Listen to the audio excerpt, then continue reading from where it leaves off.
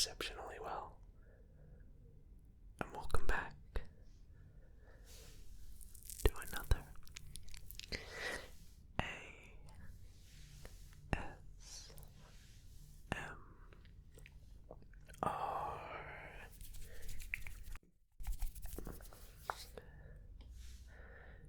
video. If you told me 7 or 8 years ago when I started this YouTube channel that I would be standing here today thanking you all for 4 million subscribers, I would have told you you were crazy. Thank you all from the bottom of my heart, truly, for 4 million subscribers on YouTube. It has been an incredible, crazy, and wild journey. And here we are today. So,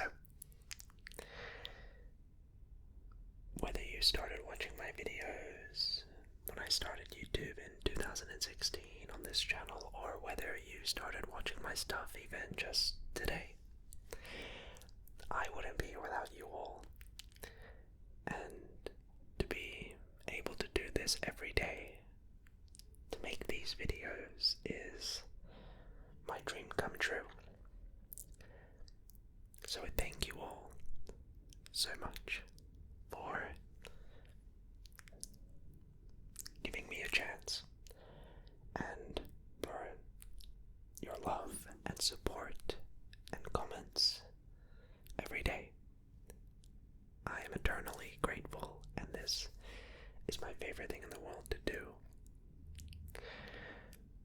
So, in celebration of this monumental milestone,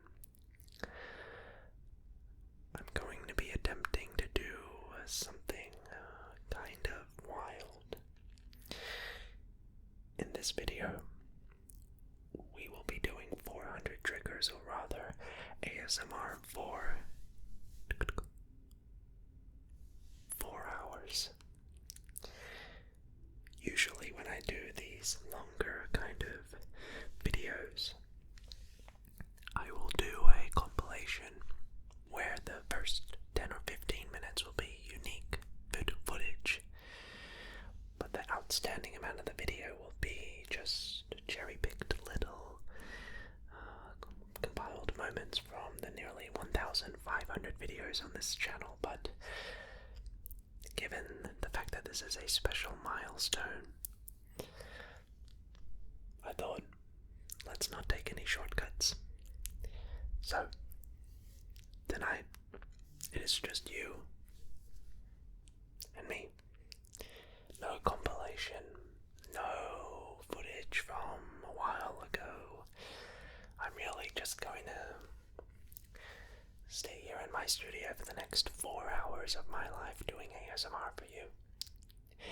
But I thought it is the least that I could do for everything you guys have done for me for these last 7 or 8 years. So I hope you find this video relaxing, entertaining, tingly, and overall find it effective for whatever it is you're doing right now. You're more than welcome to use this video for sleep, for studying, to have it on in the background as you continue doing whatever it is you were doing before clicking on it. Feel free to just have it on in the background as white noise even. So, yeah. I'm so excited. It's like a little party that we're gonna have tonight. So, I really hope you enjoy. It's gonna be interesting editing this video because, well, it's 4 hours long. So I'll have to figure out how to do that. But in the meantime, I'm going to try this video as much because, well, it's going to be a bit difficult, so I'll have to be very quiet, tiptoe around to take out the different triggers I want to use, okay? Alright. So, yeah, feel free to snuggle up under the covers, get nice and relaxed, and enjoy this video. I'll do my best to put timestamps, or maybe one of you crazy people will go out of your way and sit through the next 4 hours of footage doing that, but yeah. So I thought before we go into the triggers and the objects, we could, as we have all the time in the world, you and me, we can start off with just a little bit of a warm-up, if you will, just sort of get the tingle juices flowing, you know what I mean? So what I'm going to do here is we're just going to start off with a warm-up here. It's really important when you're exercising, working out, doing anything, that you warm up. So we're just going to start with a warm-up here. And usually when I do these little warm-ups, it's only for a little bit of time, but like I said, we have all the time in the world. So maybe what we can do is just some very slow, almost inaudible whispers. Just going to be very slowly, just sort of creating the genesis of a little tingle chemical reaction, and just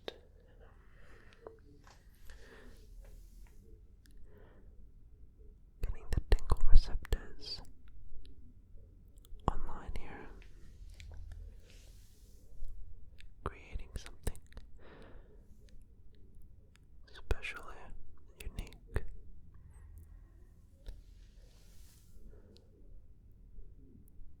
That we can start and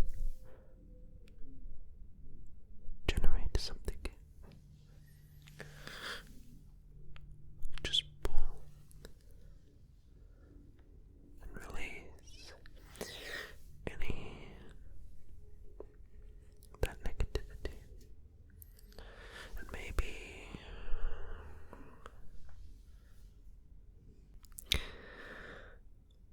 want to warm up the tingles. There are many different ways that we can do this.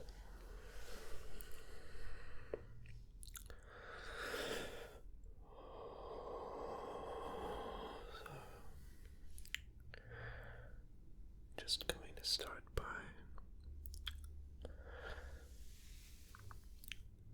with this warm up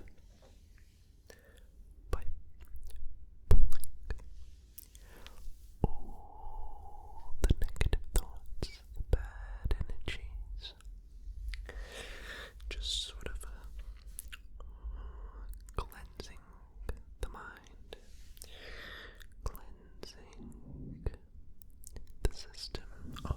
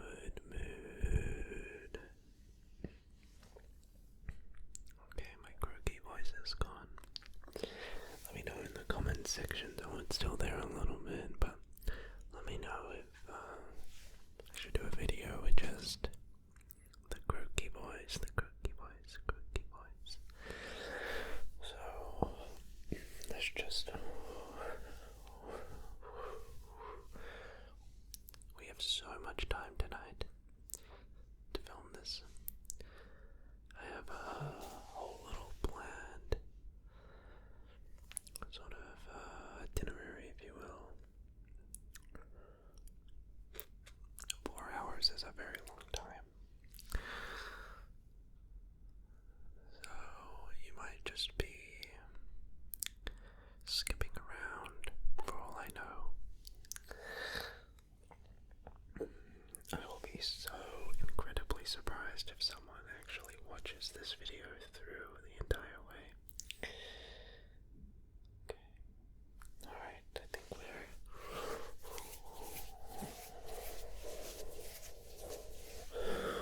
getting a pretty good warm-up in. Pretty good warm-up. Go on here. Very effective warm-up. Let's just do some tracing around the screen here. Okay, just tracing around. What I might even do is just, well, that's too far out, isn't it? Let's come in a little bit. Yeah, maybe something like, how about this? Just the background. And, I think we're just setting the mood, getting the vibe. And this video is also not filmed in 4K because otherwise the file size of this video would be about 2 terabytes. And yeah, we're not doing that. So hopefully 1080p will do just fine for all of you out there. Okay, good warm up.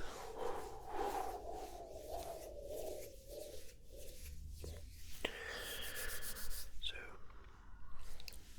for this first segment, we're going to be doing alphabetical trigger words. Okay? Alphabetical trigger words. ALPHABETICAL.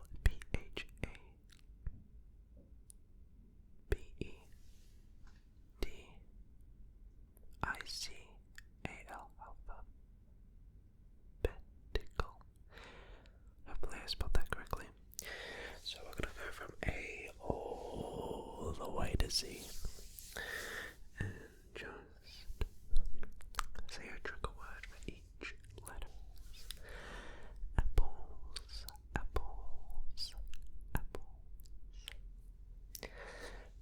B. Brick. Brick, brick, brick, brick, brick. Brick, brick, brick, brick.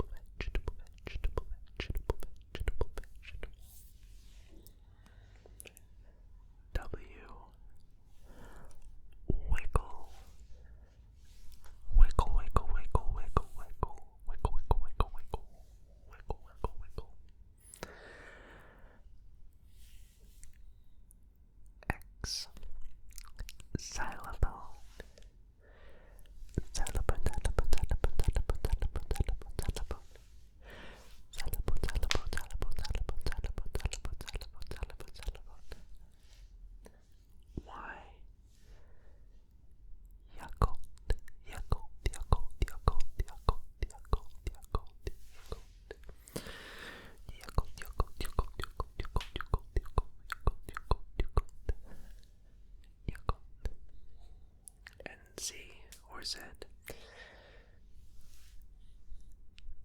I don't want to say zebra, that's too cliche. How about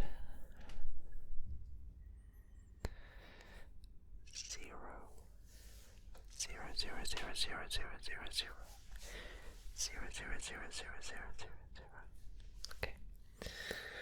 Well, there were our alphabetical A to Z trigger words. Why don't we move on now, shall we? You can probably hear me clicking my hand in the background. Let me know if you do that. Okay. So, I think the best way to go about this long video is to go through all of my cupboards, all of my shelves. Okay, so I'm just gonna take my time, just one after the other, just go by my different triggers here. First one I want to start off with here is a brand new trigger. This is one you've never seen me use before.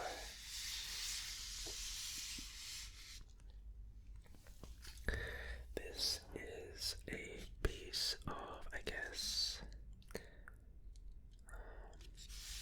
cardboard, styrofoam almost. It's packaging from my Amazon shipment. And usually when you buy something from Amazon, you don't think two things of it. You open up the box, rip the box apart, get your, Stanley cup, and you throw the rubbish in the bin. But the saying, one man's trash is another man's treasure. And so I was just mucking around with this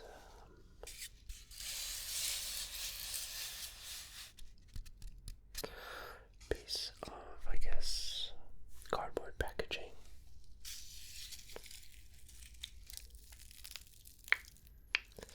And I really liked the sounds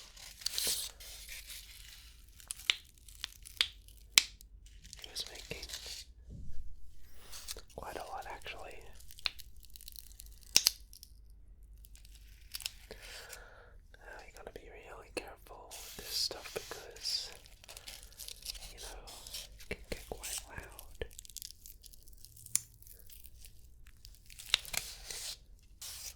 But thought we could just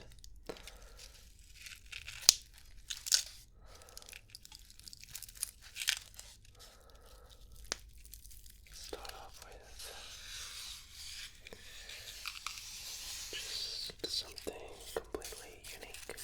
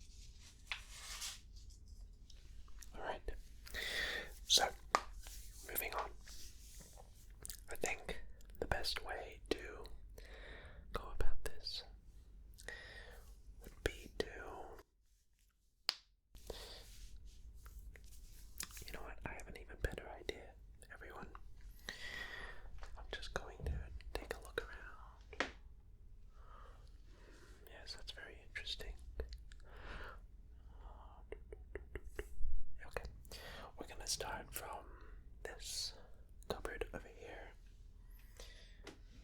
And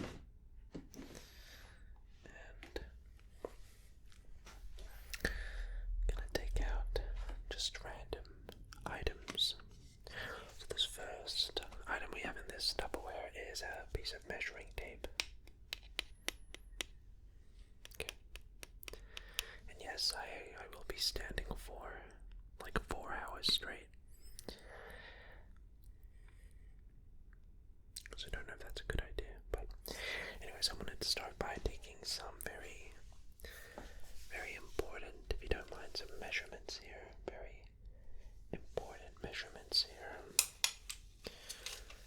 Okay, yeah, I'd just like to measure that, if that's okay. Yeah, very good, good. Okay, excellent. I'm just gonna take a step forward over here, just sort of measure that out too. Okay, great. And we're just going to measure over here. Yeah, just take a look right there. Okay. And measure over here as well. Very good. Okay, just get a basic idea. Alright. Next, I have, well, my little bird's pillow. Shoutouts to Rappy Taffy. So this is my little bird's pillow. And, well, our little bird was very happy to see that we hit 4 million subscribers. So he was kind enough to lend us his little pillow. Very nice of him indeed. So what we're just going to be doing is just tapping around. I want you to notice how the sound travels from one ear to the other. See if you can just notice any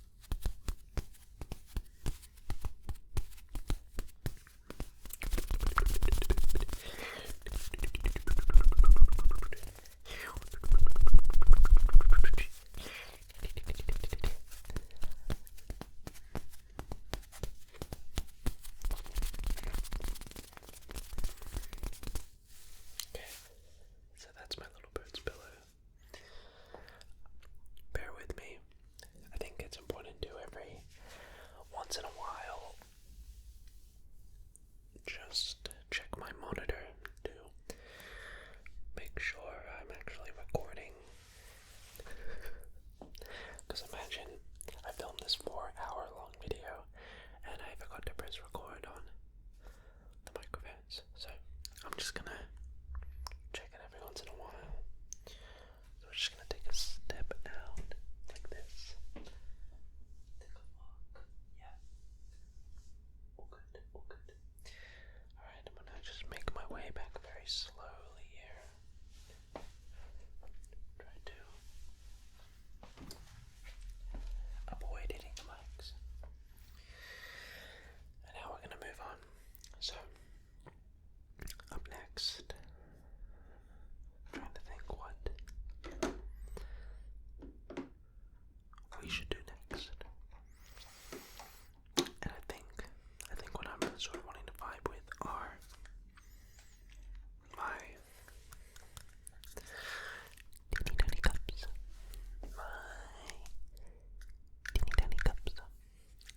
So these are cups, and as you can see, these are indeed cups, and not only are they cups, they are tiny cups.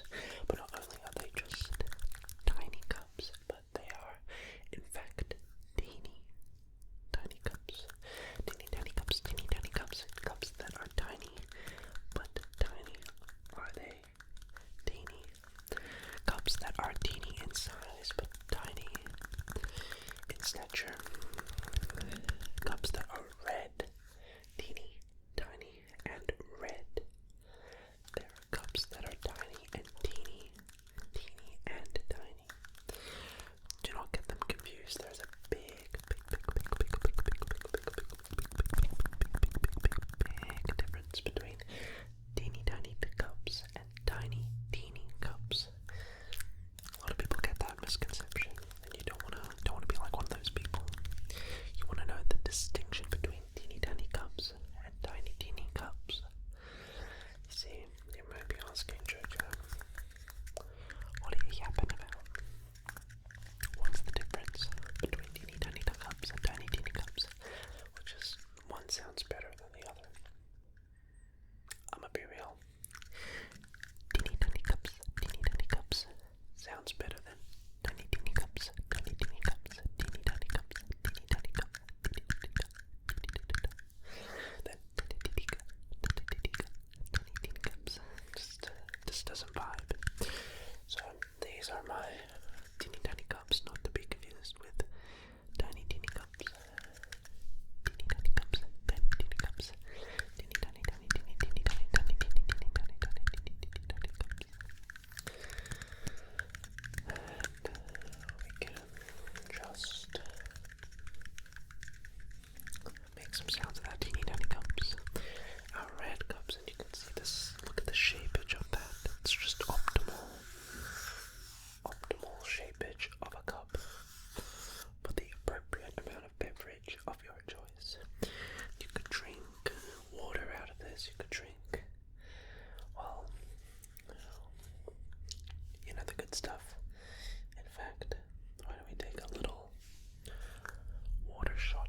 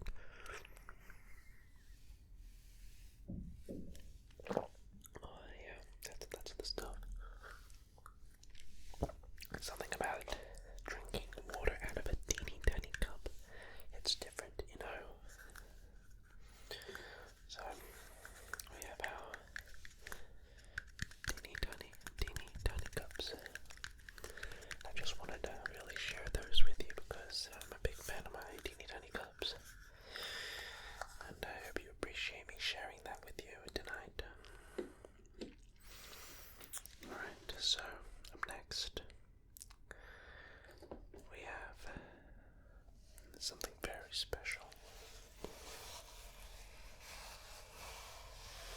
Something incredibly, really, this is the stuff right here. Listen to that. Listen to that, yeah. This, I've been hiding a berry. I've been hiding a secret in this box. A secret weapon in this box. Saving it for a rainy day. And in this box lies the mysteries, the wonders to the world, the secrets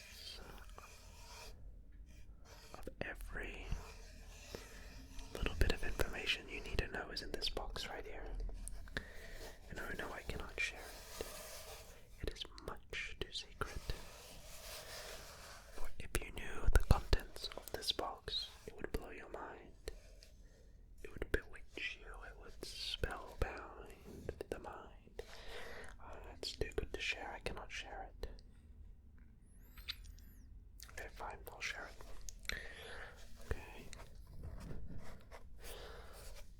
And if I open it up,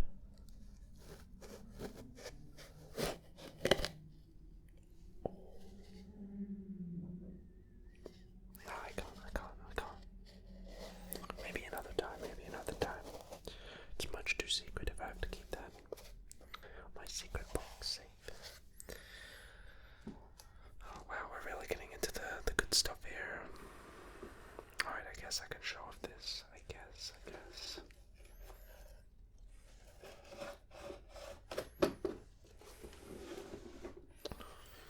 Oh, now this is the highly secret stuff right here. Usually I would never share my top secret triggers with you all, but tonight's a special night. So this, as you can see, the contents in this box are very fragile. Very fragile indeed.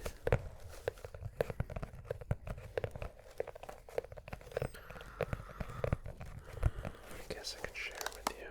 Okay, it's very, very, very special stuff here. Very rare. Almost impossible to come by these days. Incredibly rare. Ready? I should have worn protective gloves and goggles for this, but here we go. Boom.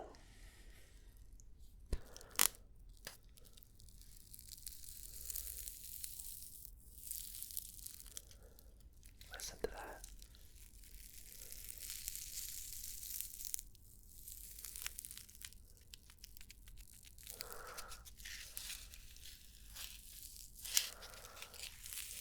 This is highly tingly stuff we got here. Pieces of styrofoam. Just listen to the sound.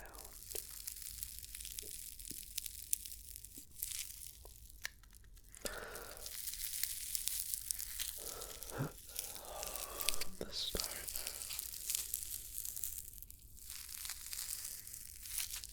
Wow. You're not gonna find this stuff anywhere else on the black market, my friend. And I'll tell you what, I'm actually selling this styrofoam for a special price just for you today, my friend. All it's gonna cost you is $10,000 per styrofoam. Now I know what you must be saying, that's a lot, that's a pretty penny to pay, Jojo. Pretty penny to pay, but my friend, listen. This is the good stuff you're getting. You're not gonna find styrofoam of this quality anywhere else on the market. You're gonna want to buy this stuff, alright? Are you in the market for styrofoam? I see. Well, this is highly contrabanded.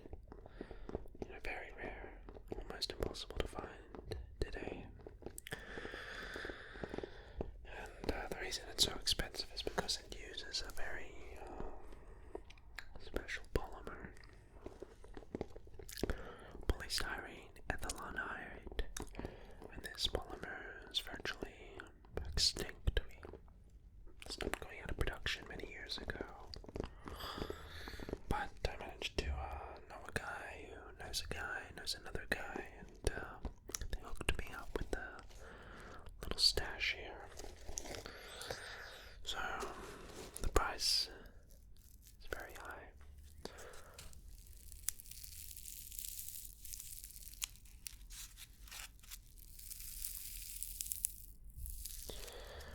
So I think we can work out some sort of deal here today, my friend. We'll talk business later. Okay. What am I saying? I get bored. Okay.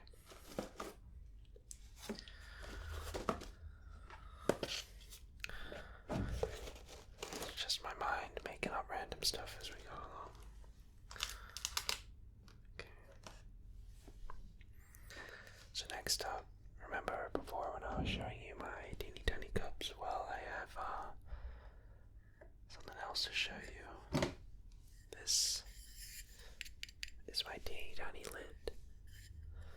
Teeny tiny lid, teeny tiny lid.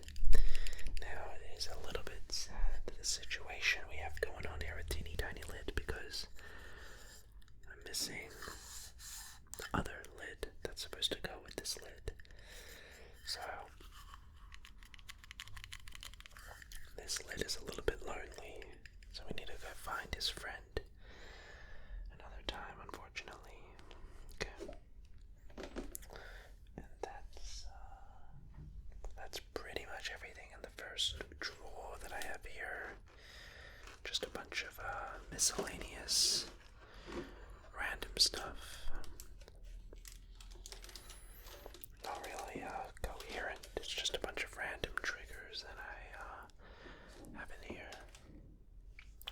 No. So, back that up. Okay. Take a swig of water before we move on to the next trigger. And no, this is not sponsored by Evian. Although I wish it was. Call me.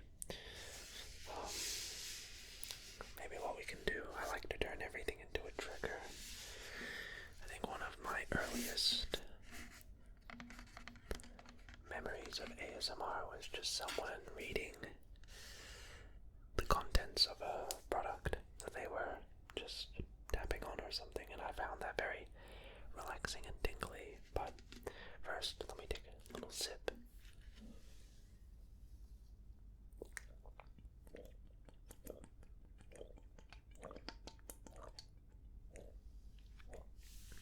Okay. Stay hydrated. Alright, so this is a 1 liter or 1,000 milliliters bottle of Evian water. Now, it is natural mineral water from the French Alps, and we can go ahead and read it. Bottled at the Cachet Spring in France. The production date is indicated on the bottle. Store in clean, cool, dry place, away from sunlight and heat sources. The ingredients is natural mineral water, and it's comprised of calcium, bicarbonate, magnesium, sulfates, chlorides, silica, potassium, sodium, nitrates, fluorides. Has 345 milligrams of total dissolved solids, and has pH content of 7.2. Yeah, I know Evian water is famous for being very basic or alkaline. Now, if any of you are into that health sort of stuff, but you know, you hear all sorts of health trends, drinking alkaline water, whatever. Born at the heart of the French Alps, from a protected source, Evian is naturally filtered through rocks for 15 years to acquire its unique mineral composition. You think this stuff is real? Like, I'm genuinely curious. I wonder if it is. Cheers.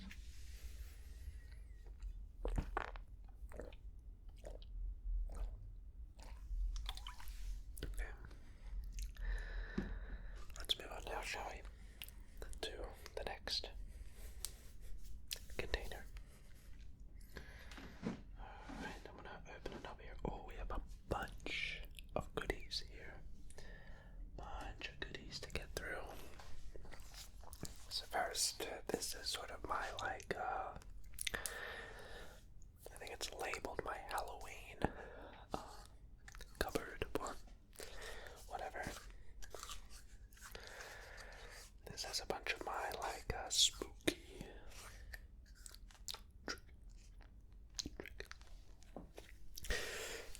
These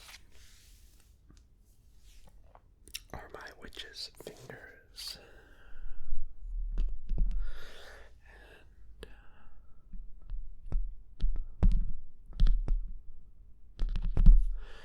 just going to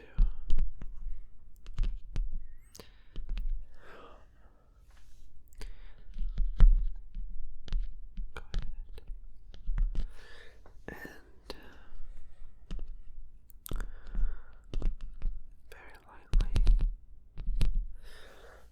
very lightly scratch the mics here. And one of my favorite, I would usually use my Blue Yeti mic here, but I'm using the Rhodes tonight. What I would usually do is my the iconic sort of spider nursery rhyme. I'll be like, walking through the jungle, X marks the spot. Dot, line, dot, line, dot, dot, dot. Spiders crawling up your back, snakes slithering down.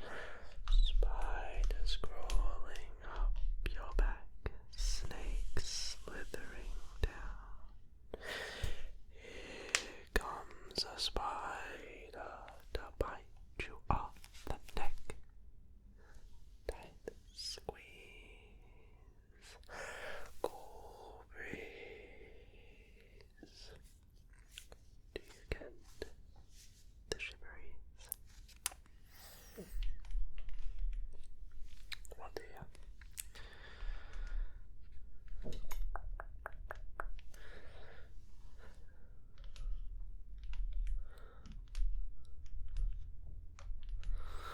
Alright. Moving on now, shall we? So this cupboard has, a lot of, interesting little items to go through.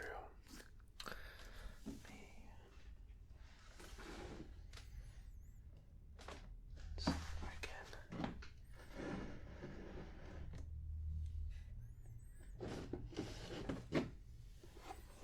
Just take it out like this.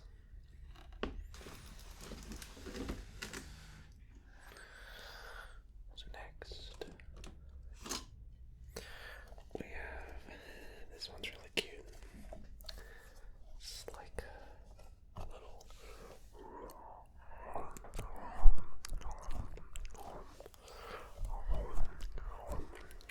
dinosaur.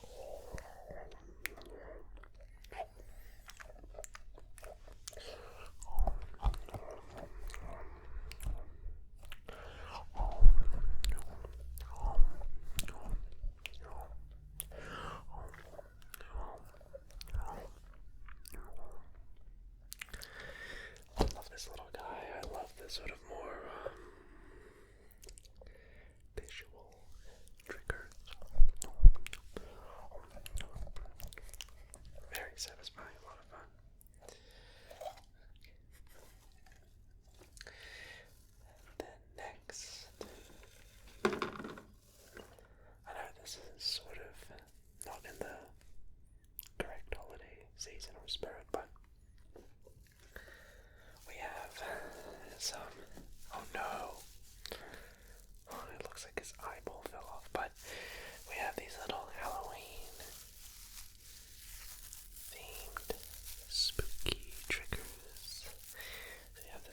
ghost and this little jack-o'-lantern.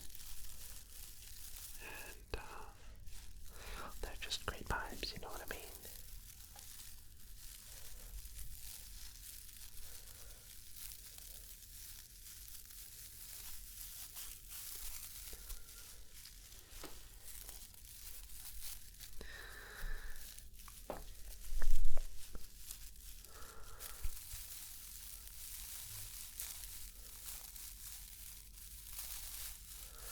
Just overall, really like this a lot.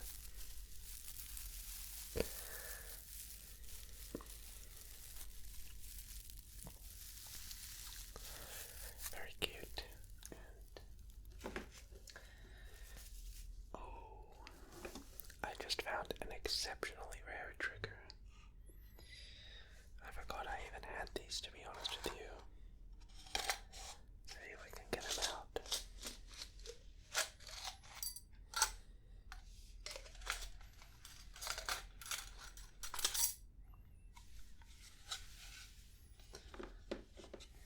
These. Oh yeah, this is the good stuff. So these are my banjo finger picks. So you might obviously can tell I don't have very long nails. The reason for that is because I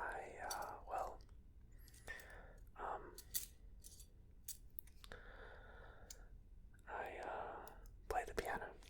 So you're always gonna have really short fingernails whenever you play music. So what we're gonna do here, have it on like this, and I'll just over the course of the next few triggers just see if we can find some things to tap on. So let's see. We'll put this back for now, this Tupperware, and we'll just move on to the next one. Here.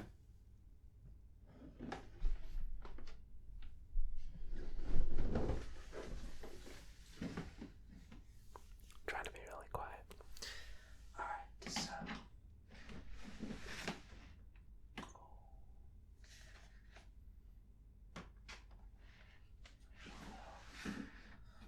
come back to that one later, I think.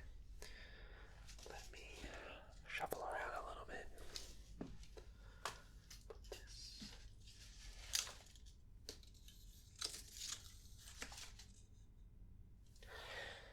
And I'm just gonna move this cover like this here. What I'm gonna do next here is just tap on my Stream Deck.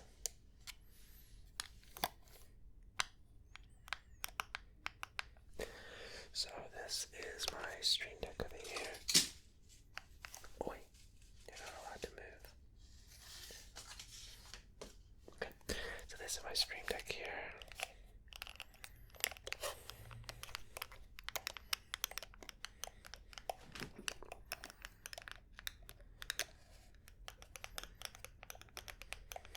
And the Stream Deck is an amazing trigger.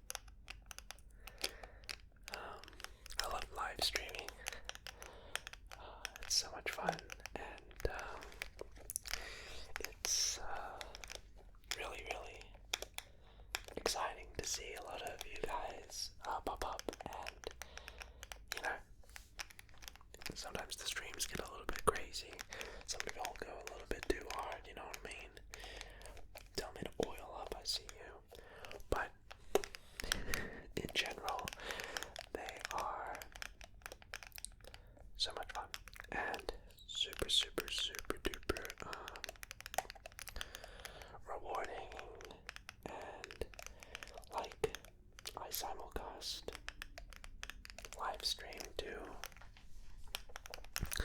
like YouTube, TikTok, Twitch at the same time. So like I'll have a couple thousand people watching me on YouTube, a couple thousand people watching me on TikTok, a couple hundred people watching me on Twitch, and it's just like so fun to be able to engage with my audience in a live format.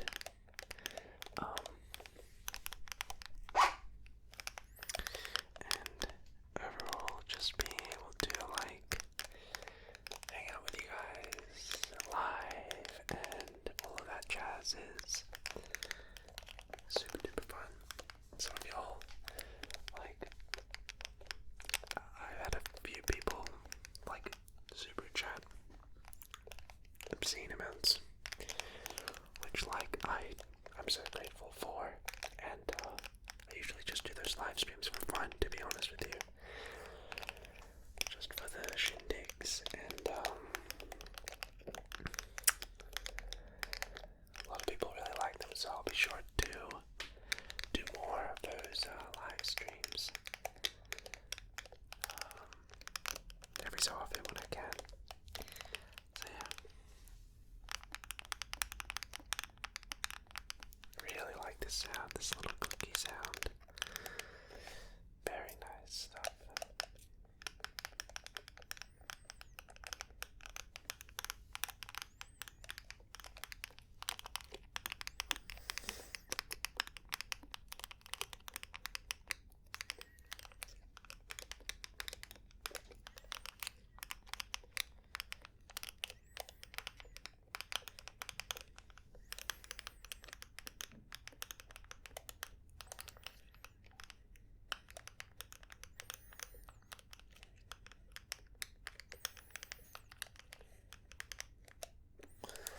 Alrighty,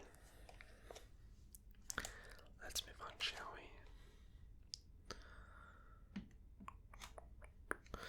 So I think the next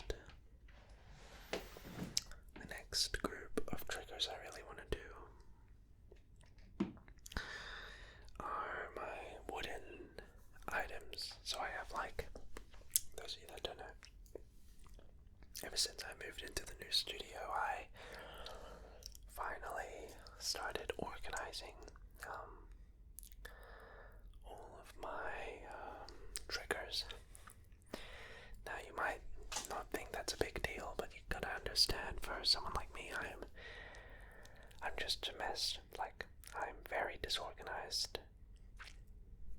Always been that kid to have a very messy room. And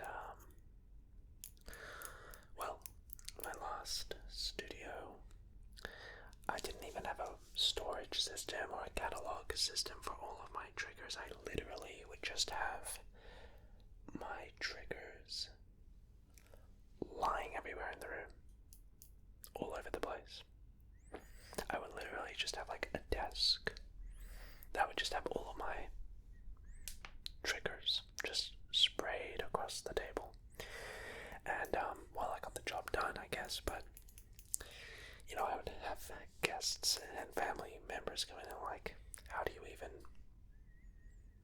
do that? I'm like, now that I look back on it, I get where they're coming from. So I got these like little Tupperwares, office cupboards, and I just like, we went ahead and organized all of my different triggers, from like tapping to haircut to doctor to squishy things to Orbeez to fragile ones. So we're just sort of going through those cupboards. So why don't we go through my wooden items, which is just around the corner here. So give me one sec. Just grab that out here.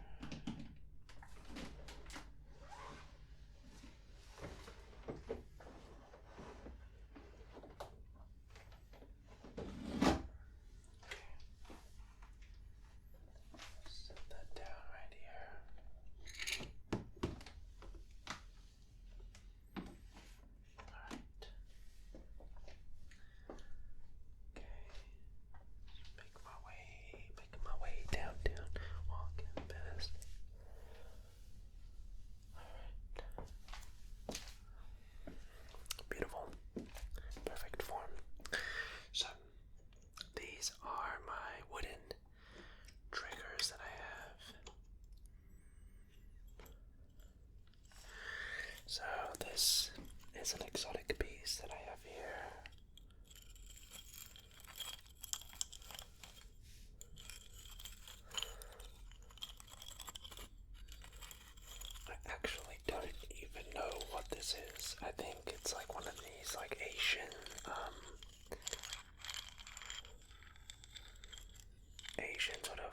massage rollers or something like that. Correct me if I'm wrong. And I just really liked the sound that it made.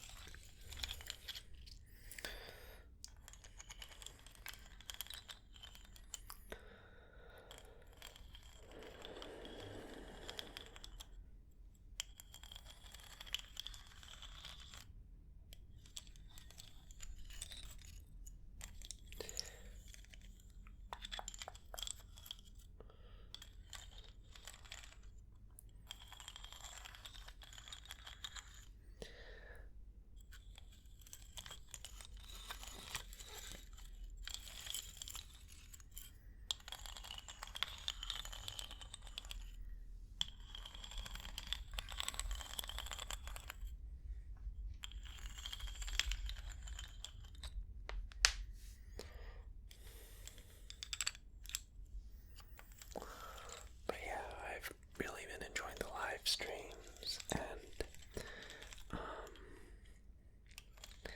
try to do them like once a week, which is quite a lot, to be honest with you, to be streaming that often.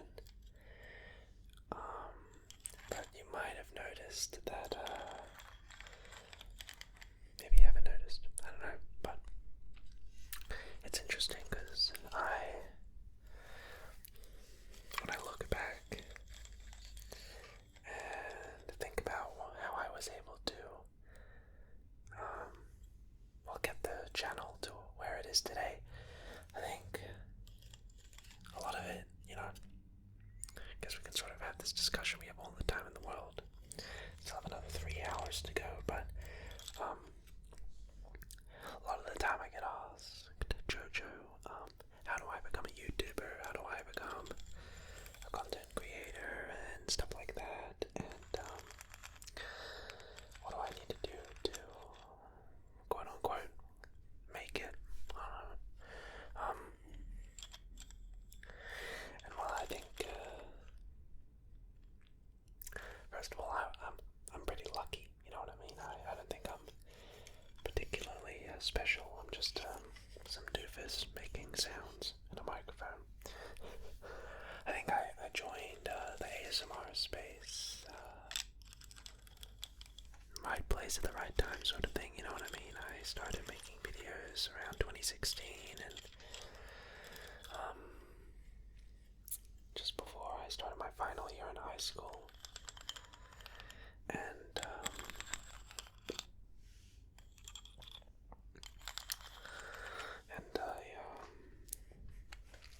I think that helped a lot. And so often you hear people sort of say, well, I don't have an expensive camera, I don't have a $1,000 microphone or fancy lights or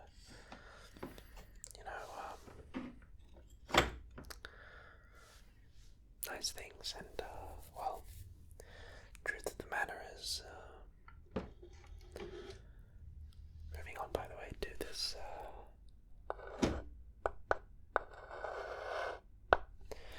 little, I guess it's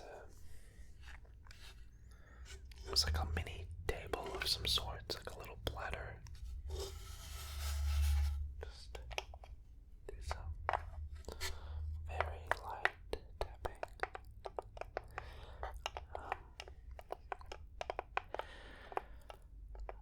I think for my first 30 videos, 50 videos, I literally just used Photo Booth on my iMac, on my MacBook Pro actually.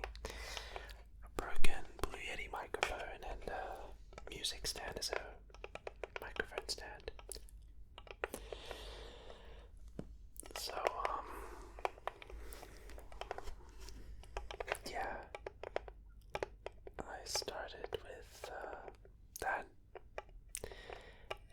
and then I transitioned into using an iPhone microphone, an iPhone mic,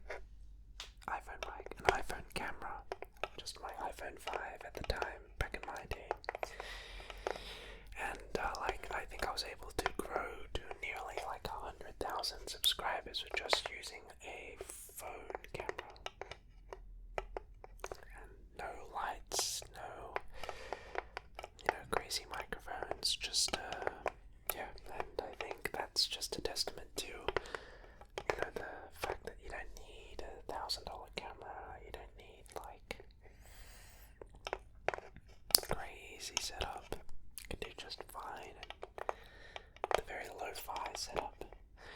And I don't know, it might not be the same for like gaming or, you know, whatever sort of genre you're interested in, but at least for ASMR, strictly speaking, it's like people just want to watch it for you, you know, and yeah. So I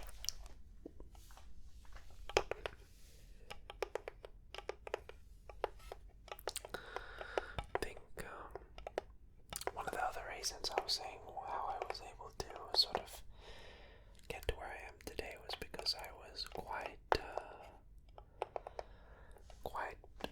obsessive with my upload schedule, and up until, in fact, very recently, for about 4 to 5 years straight, I uploaded a full-length YouTube video, ASMR video, every other day for like 5 years straight,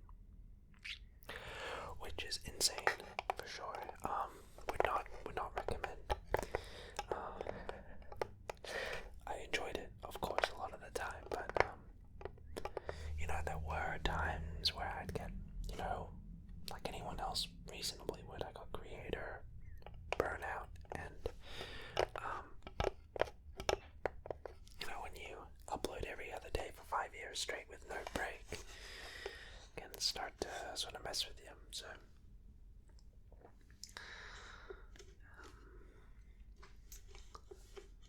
but I think that sort of determination and dedication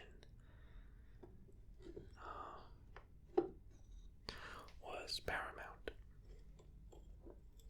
and really helped me to, I guess, get to where I am today.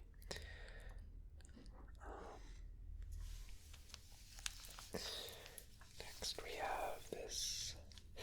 This is like a really cool little fidget toy. Originally it came in the shape of a cube, and it's one of these like puzzles where you have to like pivot this around till the point you're able to like turn it back into a cube.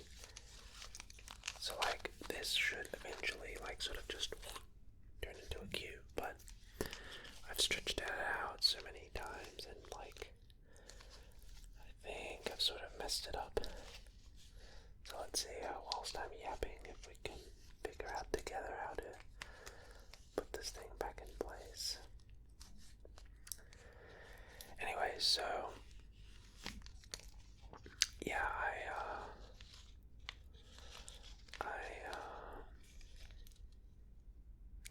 uploaded every other day for like literally 5 years straight, and I think back then I was really eager to grow and stuff like that, and now I just, you probably notice I upload far less nowadays. And then when YouTube Shorts came out, oh boy, not only was I maintaining that like every other day upload schedule with my full-length videos, but then I started, on those off days, I started to make YouTube Shorts. So I basically like was uploading 7 days a week, 7 uploads a week for like YouTube Shorts and full-length YouTube videos, which that definitely was not a great idea, but I don't regret it. It paid off a lot, and like now my current upload schedule is like it's like I do like a full-length video on one day, next day I'll rest, next day after that I'll do a short. The day after that I'll rest. Then the next day after that I'll do a full-length video. So it's like cutting the uploads in half by 50%. And I think, that's just like for the best.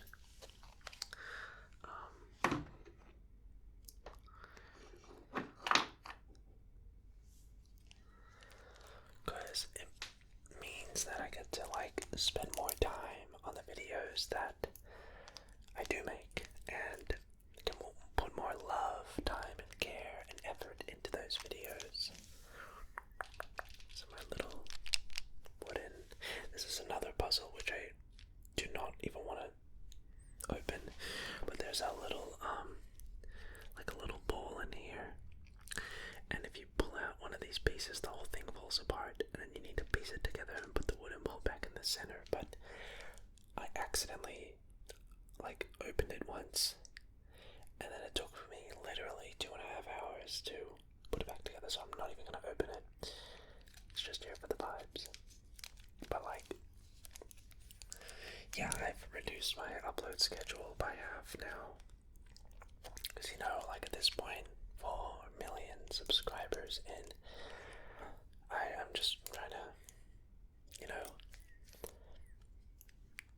do this sustainably and, enjoy what I'm doing. And I'm still uploading quite a lot, to be fair. A lot of creators at this stage don't really upload every other day. Even though I'm just doing a short. So it's a full-length video once every 4 days at the moment. Sometimes. Oh yes, and that's where it gets me to the live streaming. So, because I've started live streaming on, well, at the moment it's every Tuesdays, but that's not really a locked-in schedule. That usually means I'm uploading even less. So,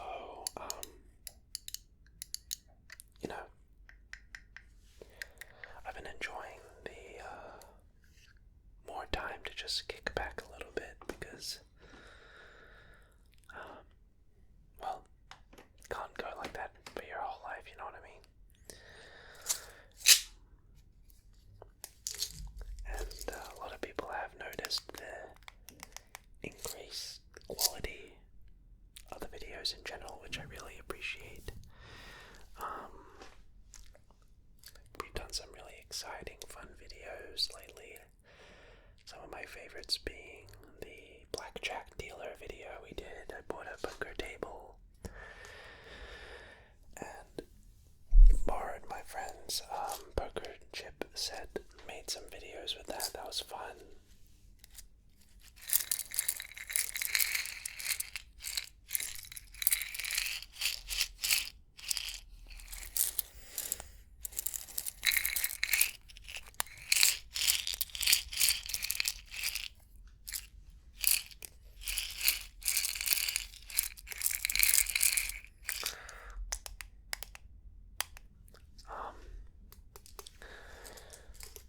But yeah, one thing I do though every day is I'll do a TikTok every day.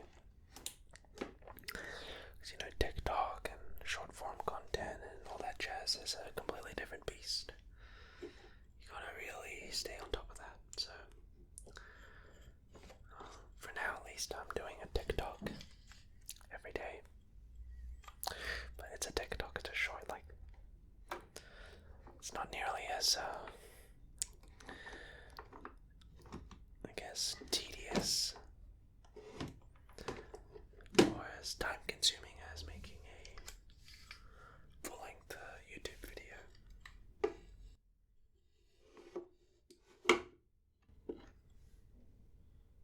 I have this little eggplant stuck on my finger because I'm wearing the banjo picks.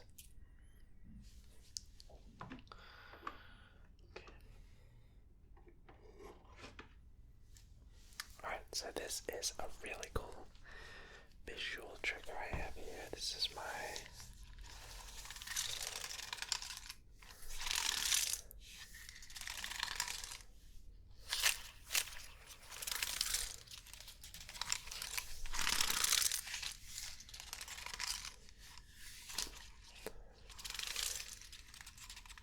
it's like a lollipop.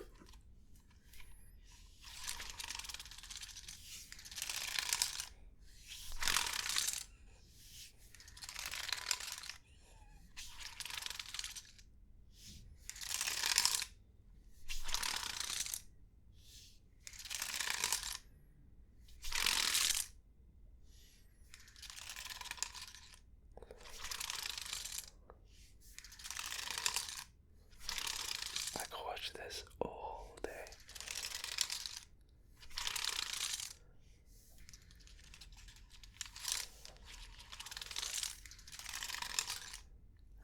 So satisfying. But yeah, I think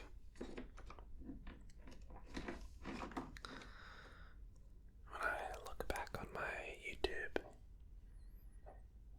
career, it's crazy to see how far we've come, and whether it's just video quality wise, or how I act in front of a camera, or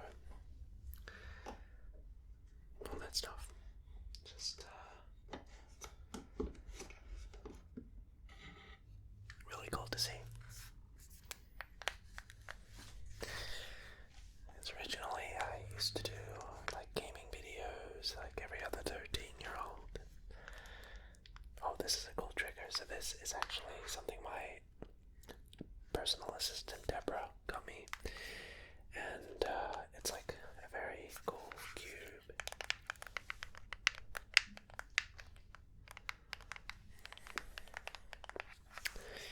We can open it up if it'll let me.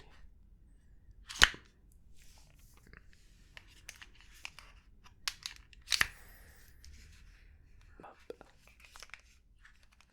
And you can create all these really cool shapes. So we just made it a little star here, but we can also try to see if we can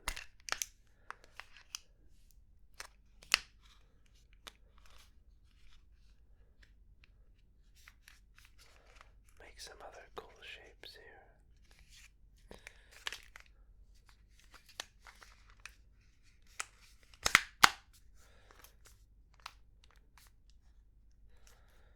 So this is a lot of fun.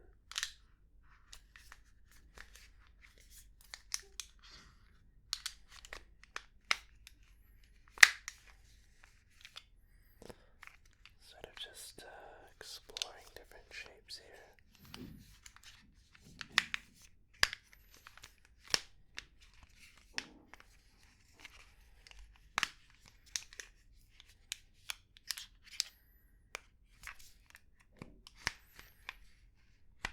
I think I remember this one. No, I don't think I remember this one. It's like, could have been this one like this.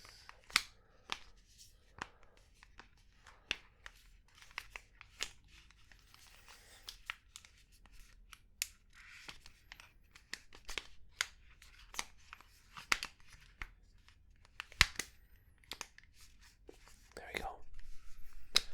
Oh. You get something like this.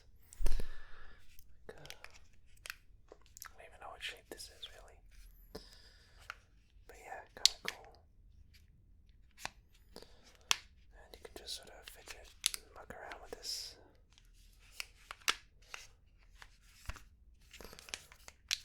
Like all sorts of different shapes that you want.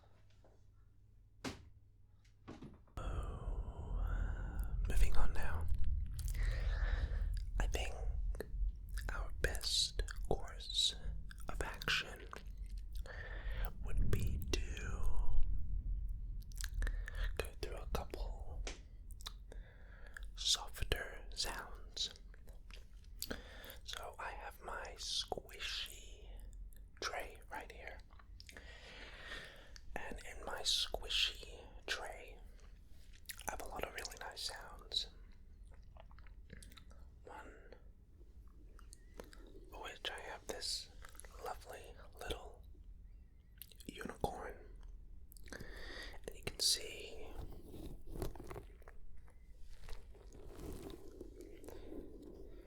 he's got a lot of these like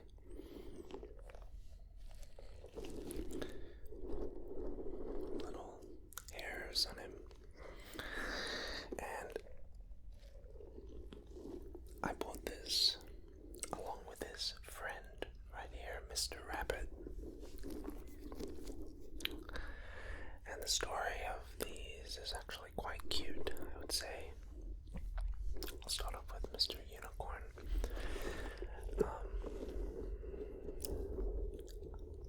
It was like an end of financial year sale, and well, these were just sort of tossed in some like for sale sort of basket in the supermarket store. You know, when stuff is like 90% off, and they were all dirty, and nobody wanted these. So I wanted to give them a home, if you will. Plus, they can like shake their cats like this, and that's really nice too.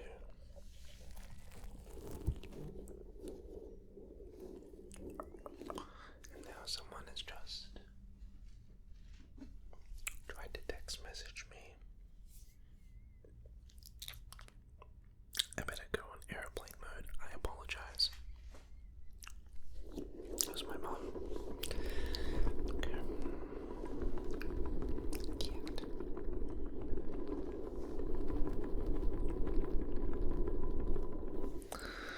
So, I don't know, I just think that this origin story with these two guys was quite cute. Then of course we have Mr. Rabbit.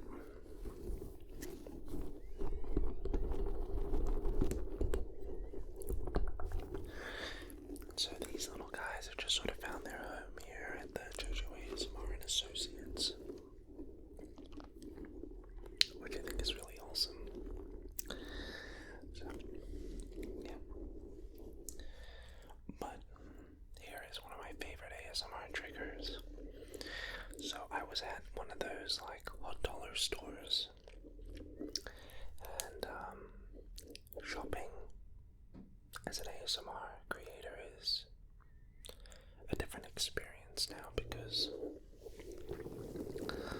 well, you can't not help just picking up random stuff at stores and just like holding them to your ear and making sounds with them. So I was in a hot dollar store looking for new sounds, and I was at like the toy section, and then underneath the toy section, like it's like a sort of like a shelf cupboard system, and I found rolled under the cupboard, all dirty, all dusty, just like no one who would be shopping for toys would ever want to buy this. So I just found this under a cupboard at the hot dollar store, and I pick it up, and I actually don't know what this even is. It has like these little blank spots right here and here. So I suspect this must have been like a face and a mouth, but it's so old and dirty and dusty that it sort of wore off, I guess. Anyway, so I just found this thing under the cupboard, and I picked it up, and I gave it a listen.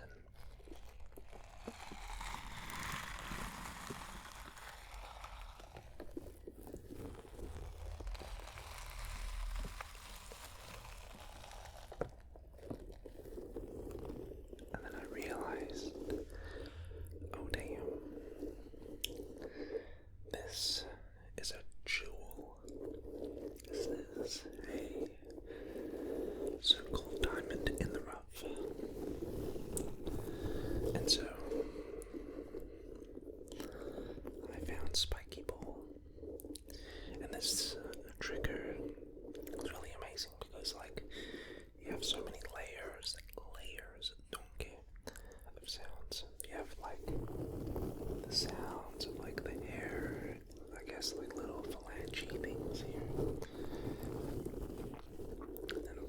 squeeze it. You get this really nice crunchy sort of sound here.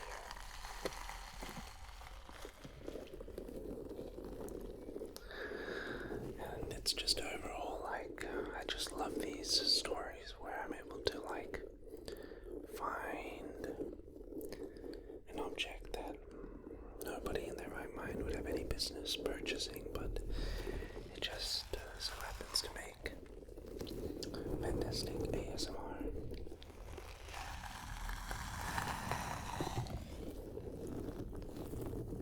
So, love that. So that's my spiky ball. 10 out of 10 sound, I think, at least.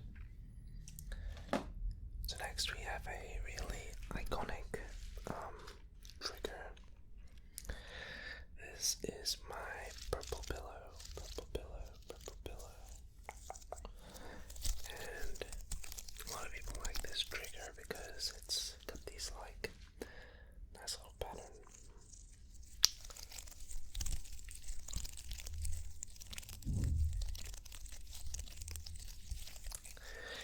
And well, the story behind this trigger was actually I got a sponsor once from Purple, the company. They make like mattresses and like pillowcases, pillows, and they use this really unique polymer. And well, they sent me like a little sample, and so that's kind of cool.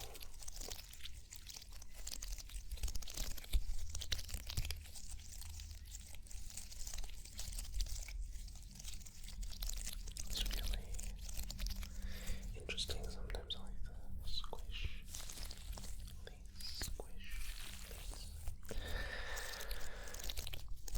and overall, I just think that this is a really nice sound. You know what I mean?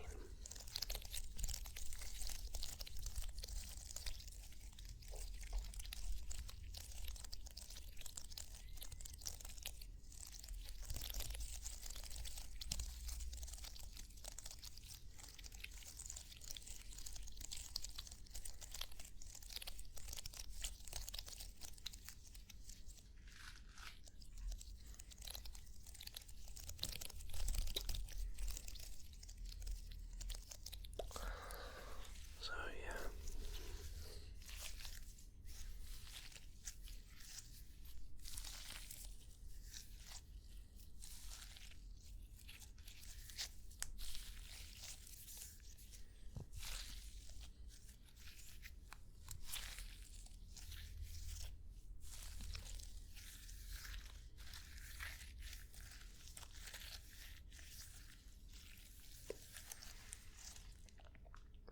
Okay.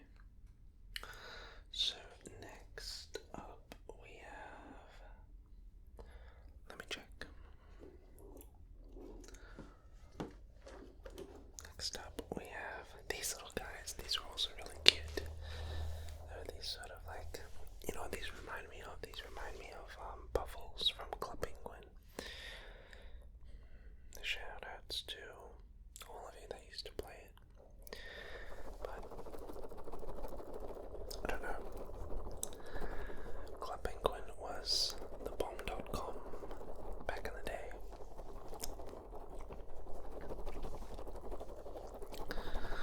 Back in my day. Some of you might not even know what Club Penguin is, but it was this sort of game where you, well, just sort of a open sandbox sort of game. You can just go online and build your own igloos and talk to your friends and play mini games. And my favorite one at Club Penguin was the card jitsu.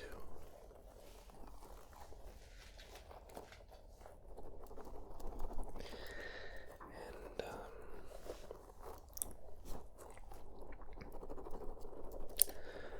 just remember having so much fun with clipping but they shut down, I think, a couple of years ago.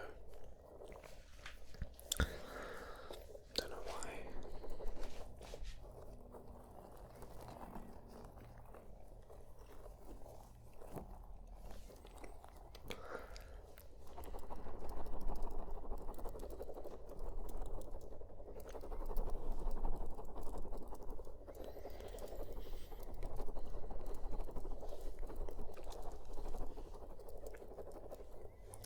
So I just like these guys. I like that they're just easy to hold in the hand and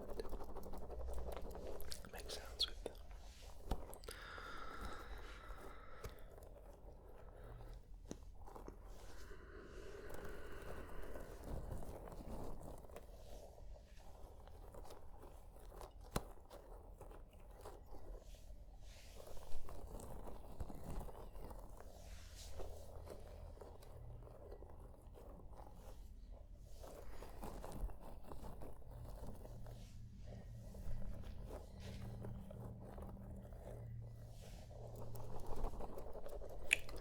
What else can we chat about?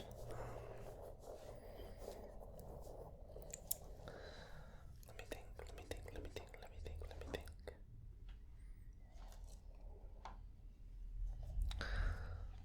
Guess we can talk about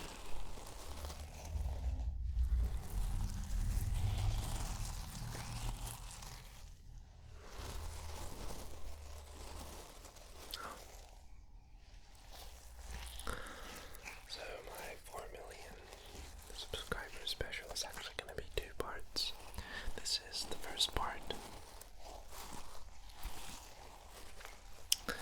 And to be honest, I wasn't going to really announce what the second part was until later, but if you're watching this video about 2 hours in, I'll spoil it. But it's gonna be a virtual classical piano ASMR recital, and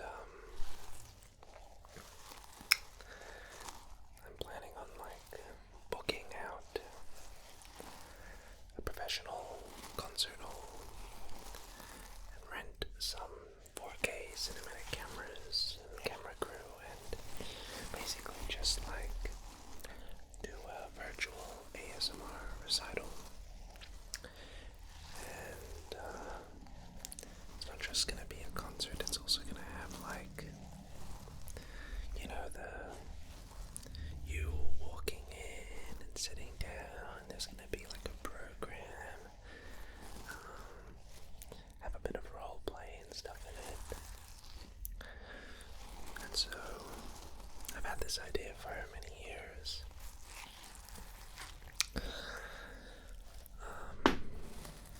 But it's always been difficult to implement because I didn't really know how I wanted to go about it. But a lot of the music I'm going to be playing is going to be that sort of more relaxing, sort of quiet, classical, iconic hits. If you were to look up classical piano music to go to sleep, that sort of stuff. So a lot of Bach and Chopin and Debussy and that sort of stuff. So really something quite ambitious I'm trying to do here. And playing on a full grand piano. I tried to book a Steinway, but the concert hall I'm wanting to rent doesn't offer that. So I'm using a Fazioli piano, which is fine. And just trying to push myself and challenge myself.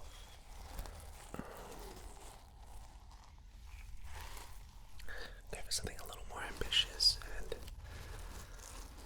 so that's going to be interesting, and it's going to be a whole day shoot. So we'll see. I'll give it a go, and hopefully it turns out okay.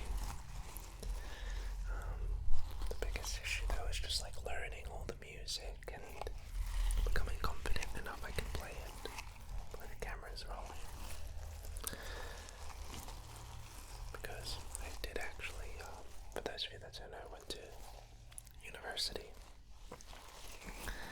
to study classical piano, which I recently graduated, and like, I guess I gotta put my degree to some sort of use, you know what I mean?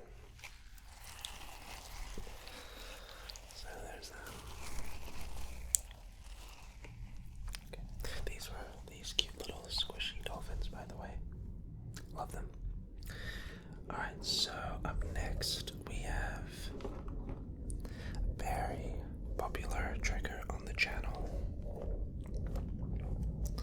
These are my gummy worms.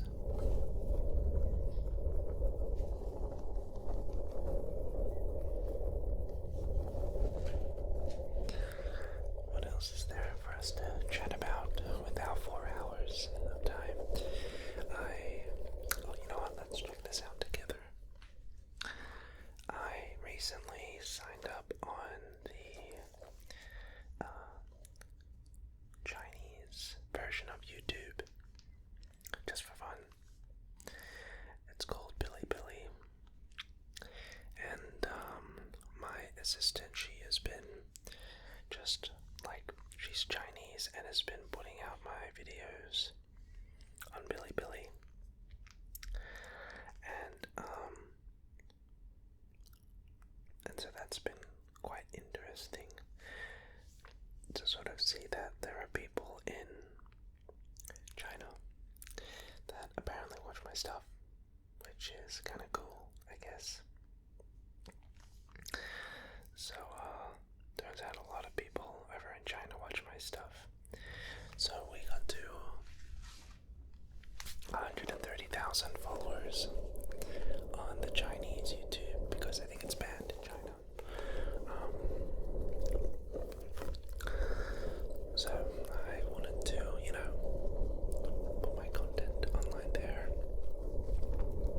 and it's really funny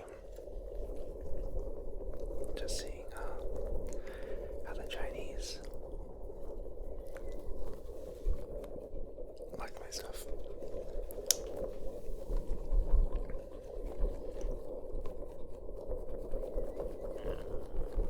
I guess we can talk about what is there to talk about?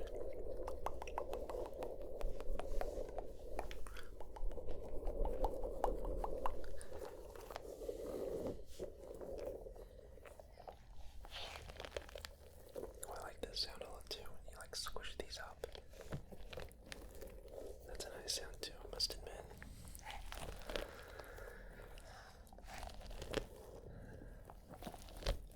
I am going to Auckland in about a week.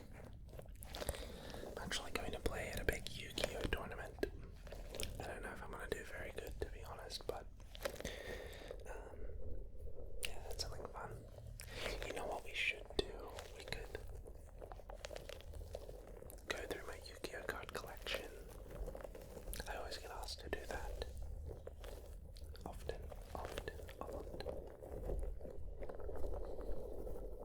We could do that. I mean, we have so much time. What else are we going to do? Okay. So next up, I love squishy ASMR triggers. They just hit different, you know what I mean? Sorry. So these are like my green felt balls, and I think they have some sort of squishy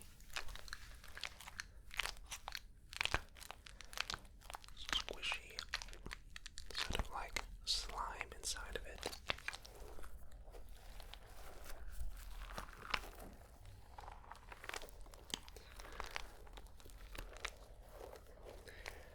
But yeah, honestly, like this organization system I have going on for my triggers, I don't know how I survived for years without doing it. Because I think I was forced to, because like this new studio I'm in is like nearly a third of the size. Like nearly half the size, I would say, of my last place. And so I was forced to be a lot more practical and on top of things, I guess.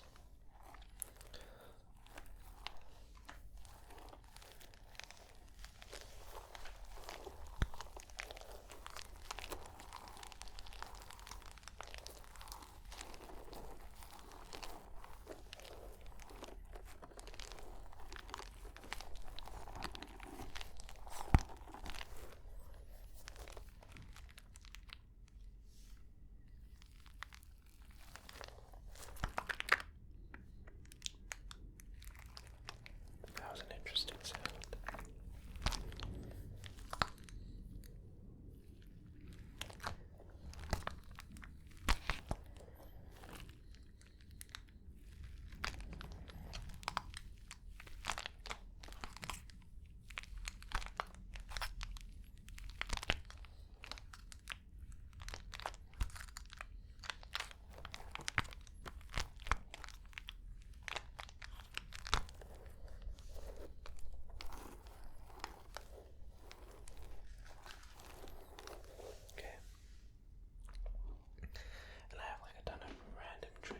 As well, like I don't know why I have so many strawberries.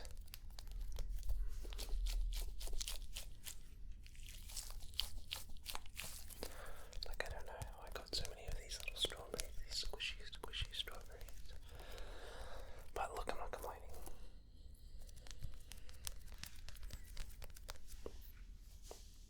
So yeah, that's pretty much the squishy drawer I have here. This is my little watermelon, which I think is really cute.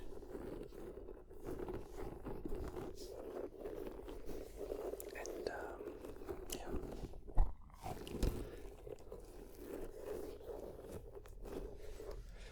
So a lot of cool stuff we got cooking.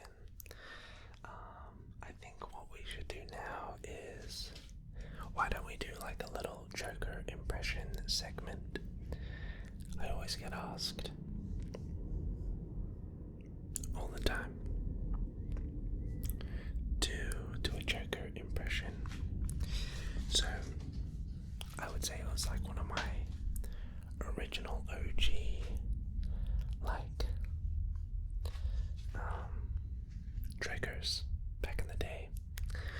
So for those of you that don't know, I will impersonate, I guess, Heath Ledger's adaptation of the Dark Knight's Joker character. And yeah, so why don't we do that? Okay, let me get into character.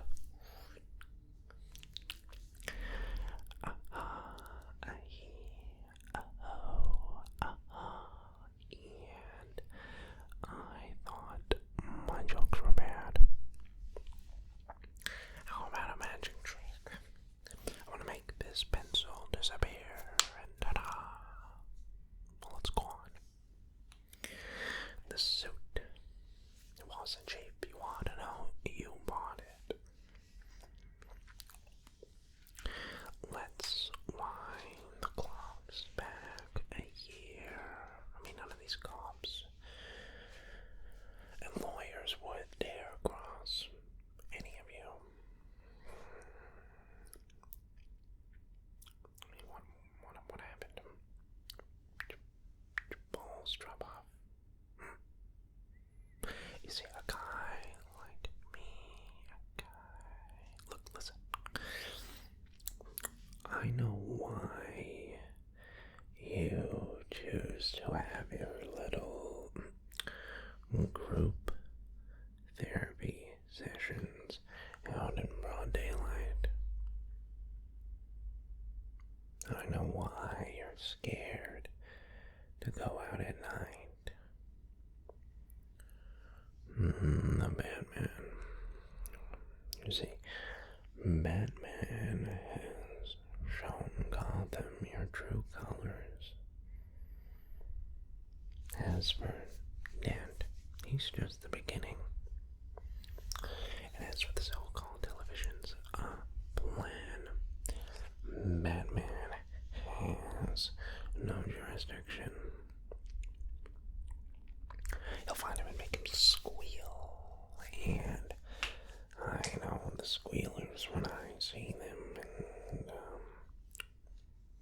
well, it's simple, we kill the Batman. Look, if you're good at something, never do it for free. I'm not crazy. No, I am not. Look, listen, if we don't deal with this soon, little what Campbell over here won't be able to get a nickel to save his grandma. Let's not blow things out of proportion. Look, here's my card, won't you? Why don't you give me a call when you want to take things a little more seriously? And then we can do like the interrogation scene, why not? Evening,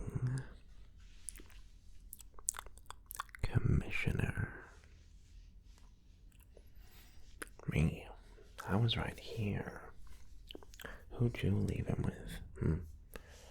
Your people. Assuming, of course, they are still your people and not Maroni's. What's the time? Well, depending on the time, he may be in one spot or several. The old good cop, bad cop routine. Oh. Never start with a head, the victim gets all fuzzy. He can't feel the next. See? I wanted to see what you do. And you didn't disappoint. You let 5 people die. Then you let them take your place. Even for a guy like me, that's cold. Those mob fools want you gone so they can go back to the way things were. But I know the truth, there's no going back. You've changed things. Forever. I don't want to kill you. What would I do without you? Go back to ripping off mob dealers? No. No, no, no, no. You see, you complete me. Don't talk like one of them, you're not. Even if you'd like to be. To them, you're just a freak. Like me. They need you right now, but when they don't, I'll cast you out. Like a leper. See, their morals, their code is a bad joke. Dropped at the first sign of trouble. They're only as good as the world allows them to be. I'll show you. When the chips are down, these civilized people, they'll eat each other. See, I'm not a monster. I'm just ahead of the curve. And end scene. I believe you enjoyed that.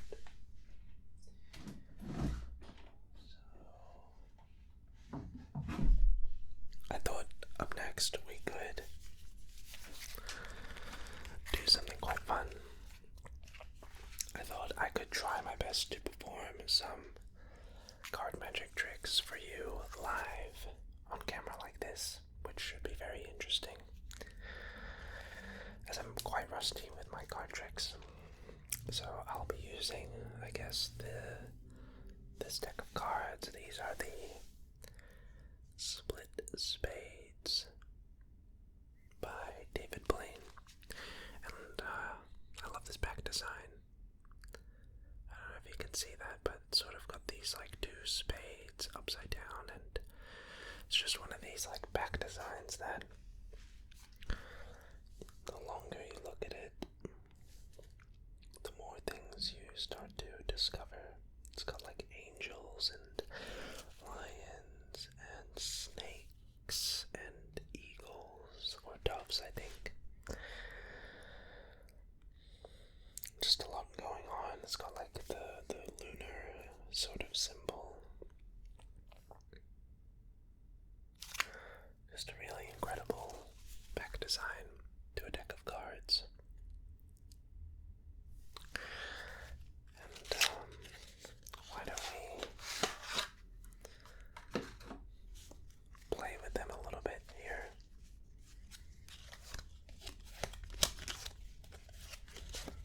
And what's also quite neat is all of the picture cards are different as well. So we have, like, you can see, like, the King of Clubs doesn't really look normal. Sort of has a different face on him. I think they're based on different famous magicians and illusionists. I know one of them's like Harry Houdini. Queen of Clubs looks a bit different there. I believe the King of Spades is David Blaine himself, which is kind of neat.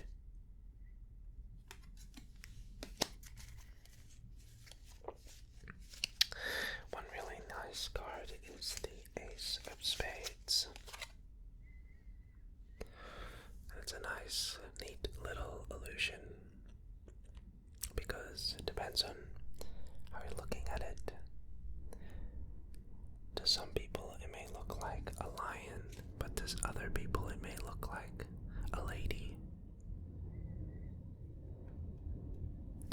So just quite neat and unique. And doing card tricks takes me way back, because I remember my first viral videos here on YouTube were from my card magic ASMR videos, so it's nice to go back to my basics, go back to my roots.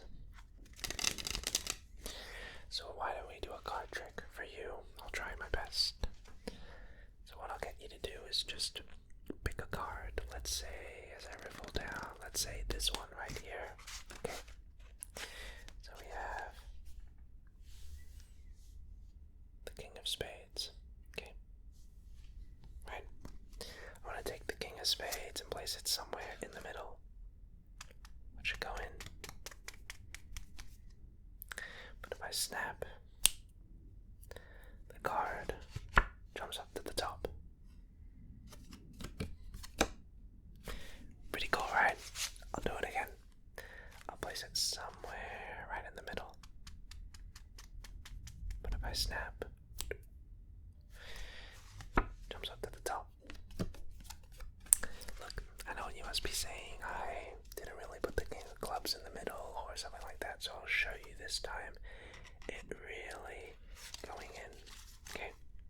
Just to be sure it's not at the top of the bottom yet.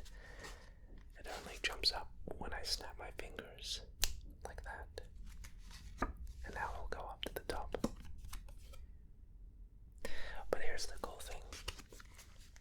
I can make the King of Spades pop up anywhere. If you just say stop, like there, for example, it'll even spawn right there.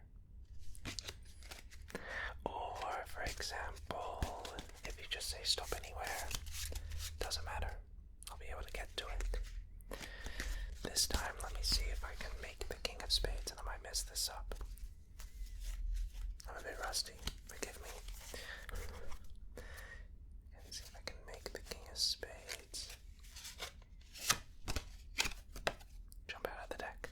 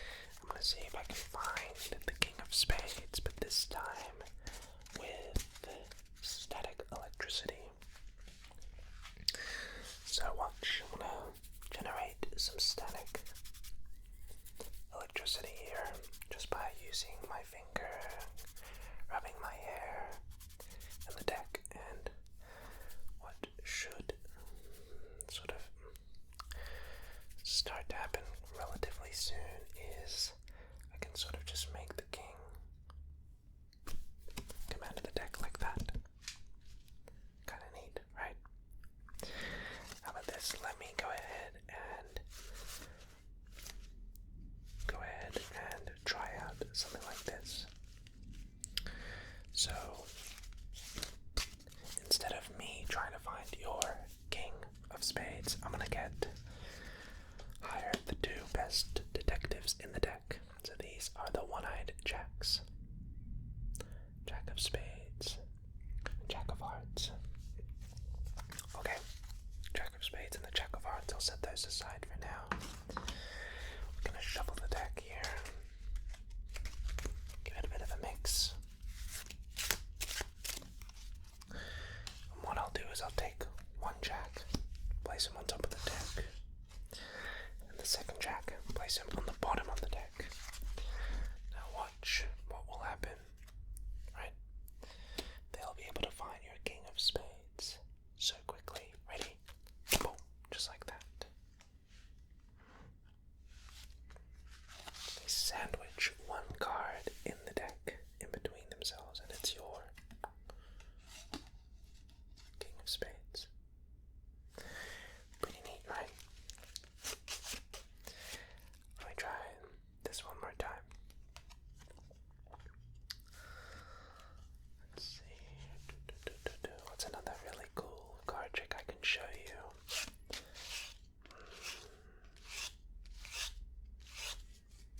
Oh, I have an idea. Alright, so this is one of my favorite card tricks ever. What I'm going to do is something quite unusual. You don't often see magicians do. So, this is actually a true story that happened to me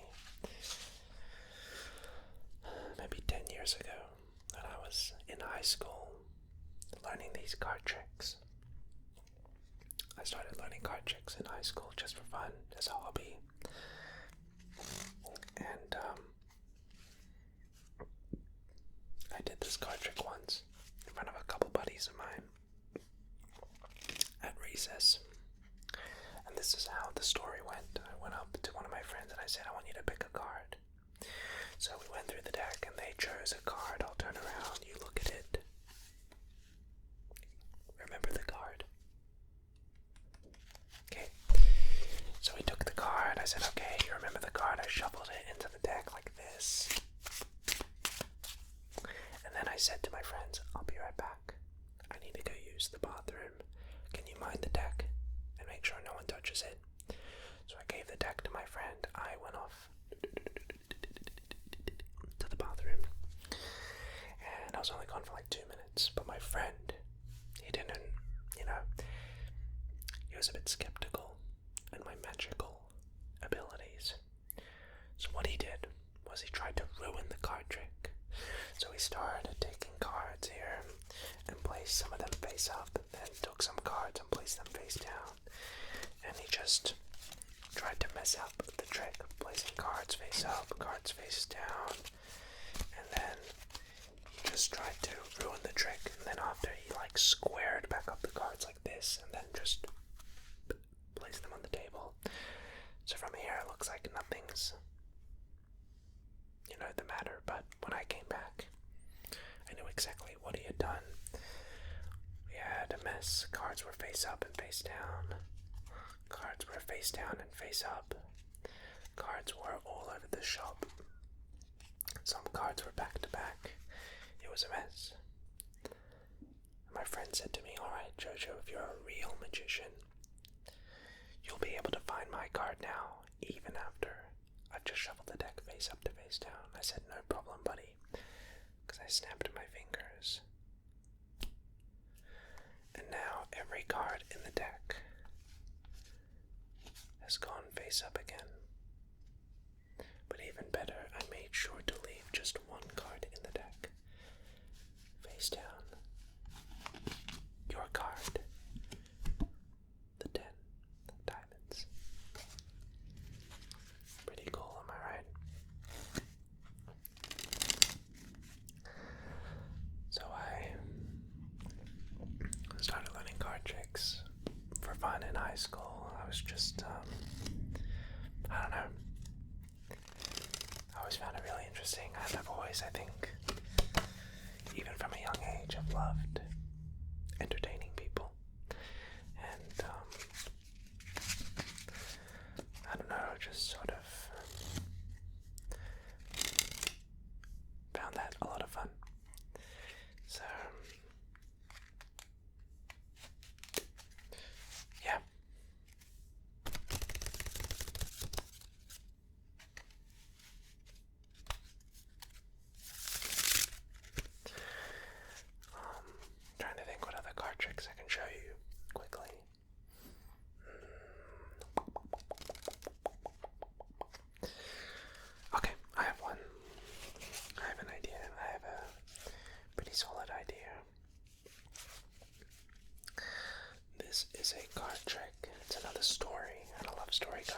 this. It's always so much fun. So this is the story about three brothers. Three brothers that were a bit down on their luck. The story is about the four Jacks. Okay. So the four Jacks, you know, they were going through some money problems. Cash was tight in this economy, so they decided to do something a little... That's my stomach. They decided to do something a little bit crazy. They decided that they were going to rob a bank. This big heist to steal $100,000 from the bank. So the four brothers decided to... Somehow they had a helicopter, I don't know how. But anyways, they had a helicopter. They got in the helicopter and they flew around in the helicopter and they went to the bank, which is this building right here at the deck. It's like the bank building. So they flew over and they landed on top of the bank. They decided that their plan was going to be simple. The four Jacks. One, the Jack of Clubs, the Jack of Hearts, Jack of Spades, the Jack of Diamonds. We're going to rob the bank. Alright, so the first Jack went ahead and went to the lowest floor of the bank. You know, go to the cash registers, take up any of the small change there. The next Jack decided to go somewhere in the middle of the bank. That's where some of their vaults were. The third Jack decided to go somewhere where the special vaults were that had the gold and the other rare assets. And then the final Jack decided to stay on top of the building with the helicopter so that in case they got in trouble, he could call them back and then he could plan their escape. Okay, so the three Jacks went inside of the building, inside of the bank, and they started robbing. They took all the money, started taking the cash, all that stuff. But then, obviously, alarms started going off. So they had to plan their escape. So the Jack of Diamonds rung them up in their phones. Bring, bring, bring, bring. Alright guys, we've got to get out of here. And so then he got in the helicopter and just like that, all three Jacks made it back up to the top of the deck, into the helicopter and flew away. And that's the story of the bank heist. Alright, so next up, I thought I could actually teach you a card trick. So this is a really easy beginner's card trick. And even if you have no experience handling cards, even you can figure it out and do it. Okay, so first I'll show you it, then I'll teach you how it's done, okay? Sounds good? Okay, so what I'll get you to do is pick a card. Any card will do. Let's say you pick, I don't know, this card right here. Alright, remember it. Do not forget it. So what I'll do is I'll get your card and I'll take it and we'll slide it somewhere into the deck. Okay? There it goes. Now watch. I'm going to take the cards behind my back and attempt to find your card without even looking at the cards. And just like that, I think I found it. If I spread out the cards now, you'll notice that one card is face down. Your card, the 8 of clubs. So, how did I do that card trick? Would you like to know? I shall show you how it's done. Here's how to do the trick. First of all, you'll need a deck of cards. Go figure, right? Next, take the bottom card of the deck and place it reversed. spectator, and you're gonna say pick a card. So you're gonna spread out the cards, make sure you don't flash this bottom reversed card, okay? So they pick a card, let's say it's this one, the Six of Hearts. And what you're gonna do is, as they're looking at their card, you're gonna take the cards and just flip it upside down. Be careful you don't flash any of these cards, okay? So you're gonna look at that card, you're gonna take their card and just slide it into the deck. Be careful you don't show anything else. Then you're gonna take the cards behind your back and turn this reversed card back the correct way, and just like that, boom. Simplest card trick. Anyone can do it. Very easy. Very cool. So there you go. There was my little card trick magic segment for you right there. Hopefully you found that relaxing and entertaining. So I guess now we can just yap. This video has been filmed in like multiple, I guess, segments, if you will.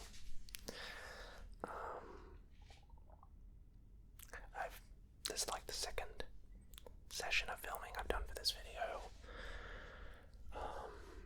Let me make sure before we continue that I'm actually recording the audio. Let me check. Alright, thank the Lord that I am. Because I would have been very, very sad if I just filmed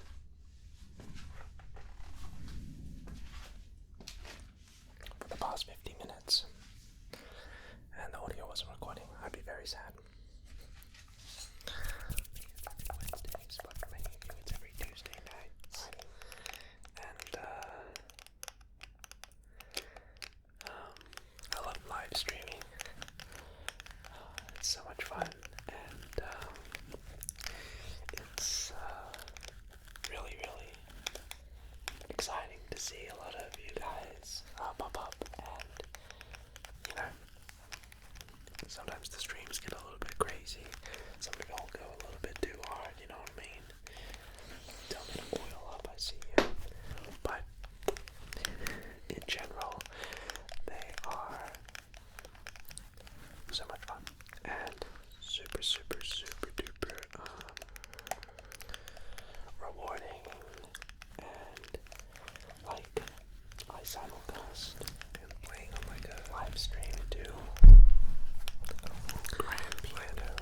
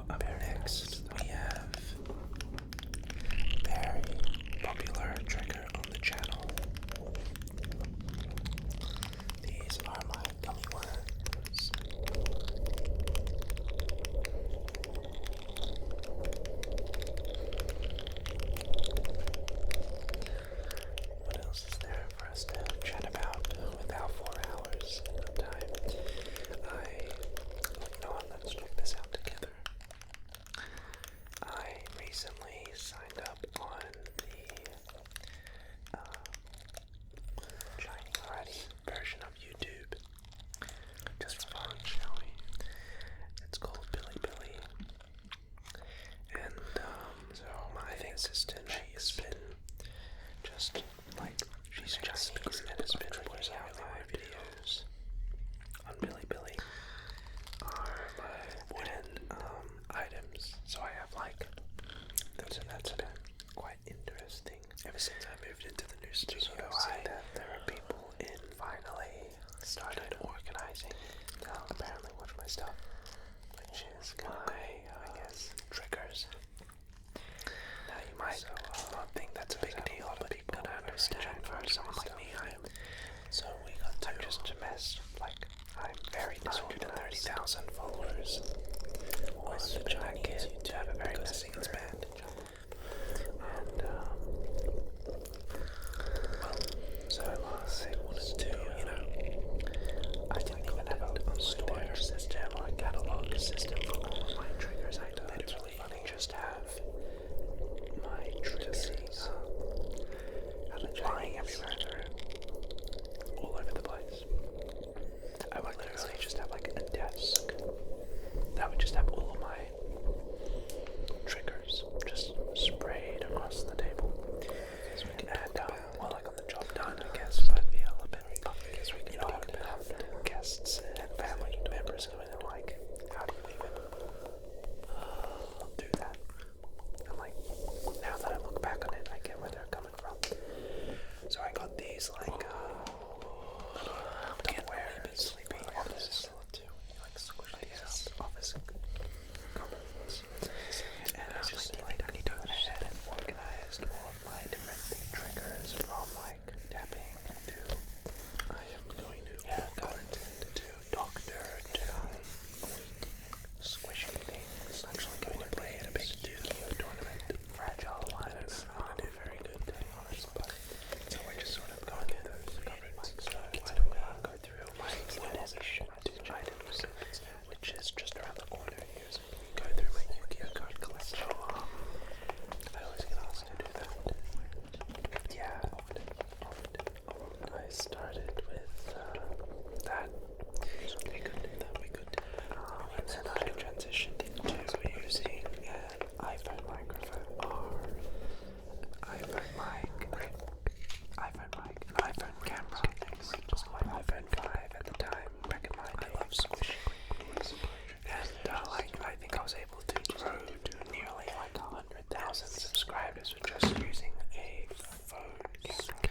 So these are like no lights, no crazy microphones. Just I think I have some sort of that's just a testament to the fact that you don't need $1,000 camera machine, like slime inside of it. Crazy setup. You can do just fine.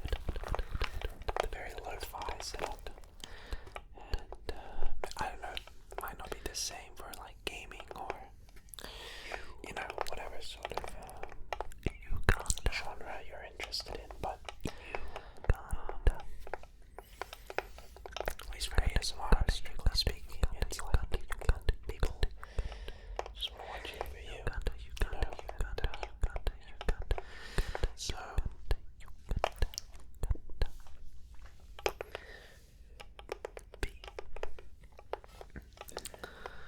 I think one of the other reasons I was saying how I was able to sort of get to where I am today was because I was quite obsessive with my upload schedule, and up until, in fact, very recently, for about 4 to 5 years straight, I uploaded a full-length YouTube video, ASMR video, every other day for like 5 years straight, which is insane for sure. Would not recommend. I enjoyed it, of course, a lot of the time, but there were times where I'd get like anyone else reasonably would. I got creator burnout, and when you upload every other day for 5 years straight with no break, it starts to sort of mess with you. So I don't want to say separate, that's too cliche.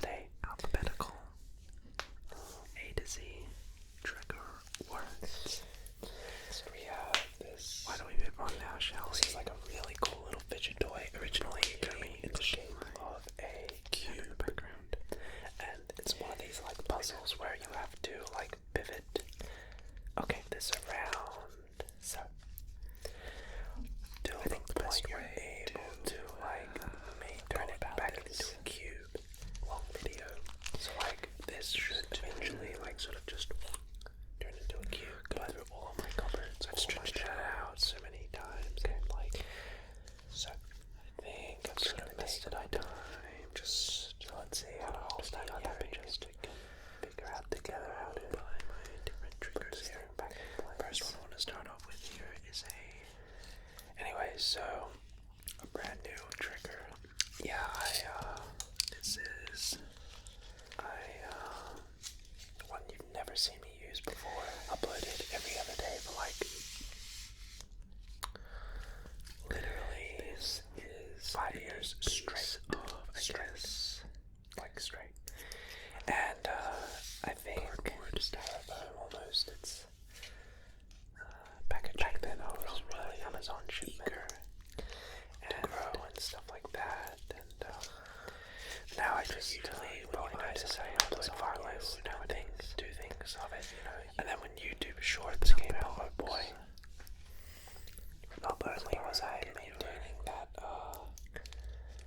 you know, like Stanley Cup every other day, upload the rubbish in the bin schedule with my full-length videos, and then I started It's Another Man's Treasure. And so I was just mucking around with this.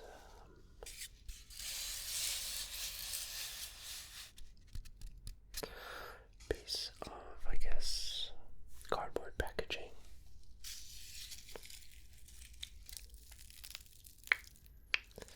And I really liked the sounds.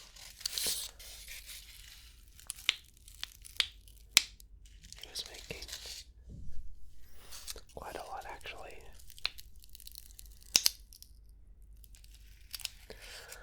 Now you gotta be really careful with this stuff because, you know, it can get quite loud.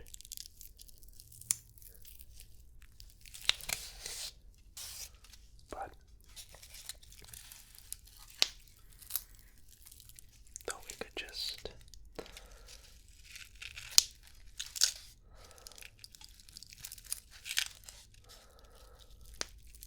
start off with just something completely unique, you know.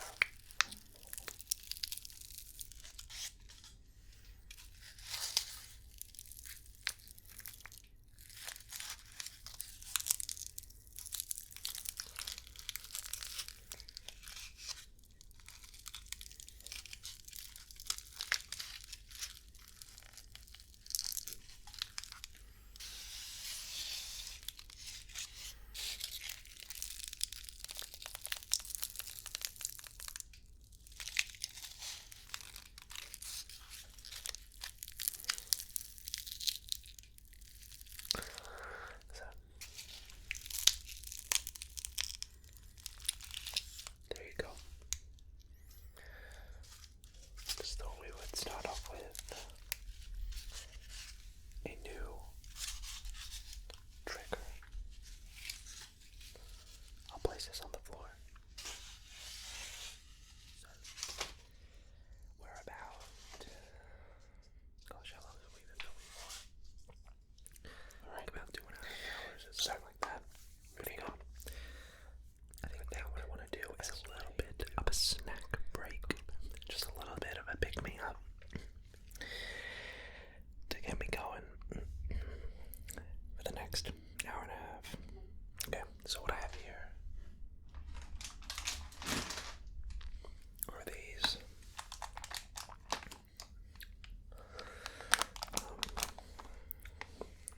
chocolate coated, well, scorched almonds coated with dark chocolate.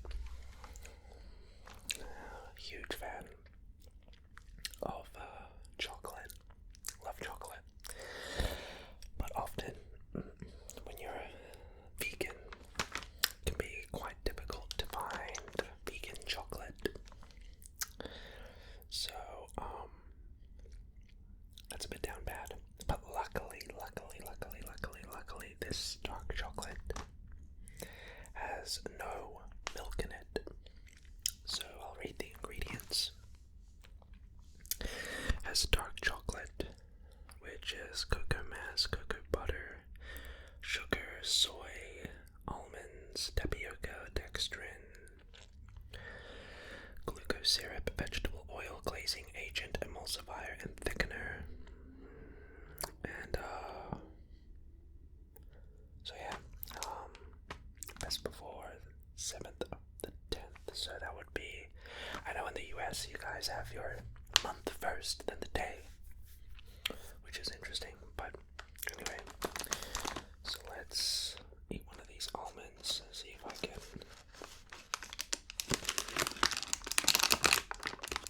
do it quietly. You know what I need? I need like a tool to go in there.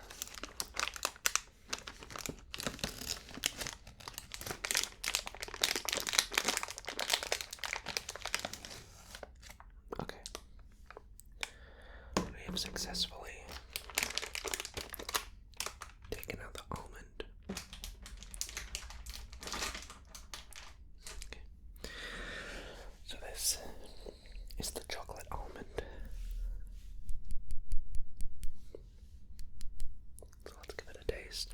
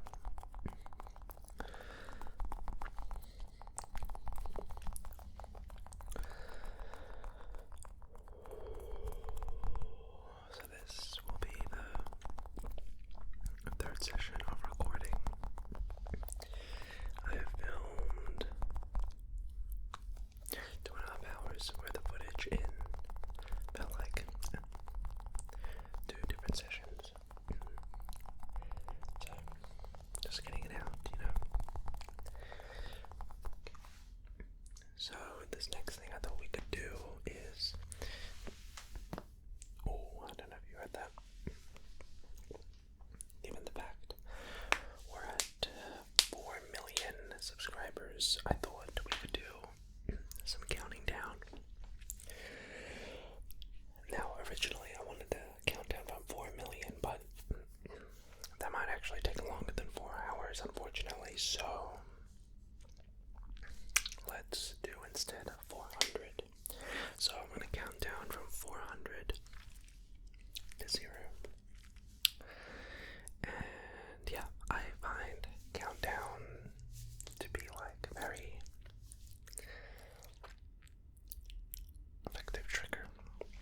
Just sort of, I gotta switch my brain off, and sometimes when I struggle to fall asleep, I love to, or if like my mind is racing and I can't really relax, sometimes counting down or trying to follow something can be a great way to try to, you know, fix that. So we're going to start from 400. We're going to count all the way down to 0. I actually do not know how long this is going to take, but we have all the time in the world, right? So I hope you enjoy. 400, 398, 300. Am I stupid? I am. I literally just skipped one. Let's run that back, run it back. 400, 399, 398, 397, 396, 395, 394, 393, 392, 391, 390, 389, 388, 387, 386, 385, 384, 383, 382, 381, 380, 379, 378, 377, 376, 375, 374, 373, 372, 371, 370, 369, 368, 367, 366, 365, 364, 363, 362, 361, 360, 359,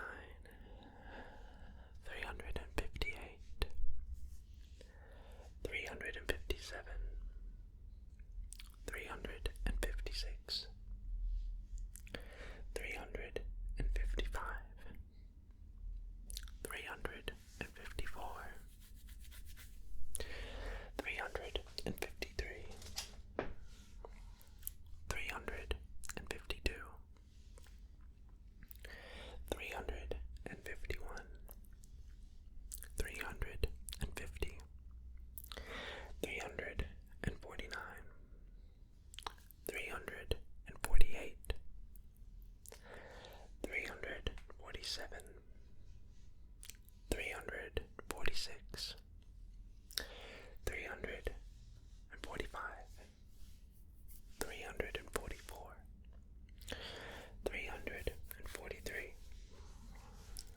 342, 341, 340, 339, 338, 337, 336, 335,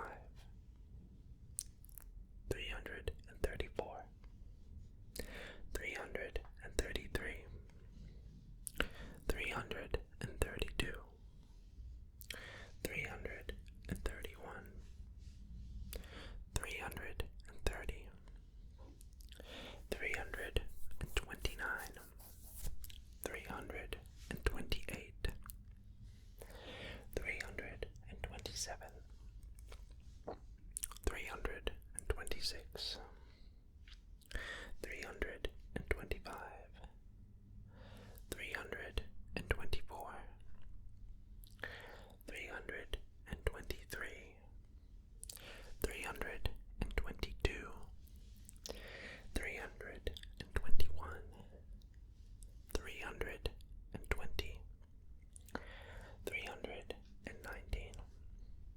318, 317, 316, 315, 314, 313, 312, 311, 310, 309,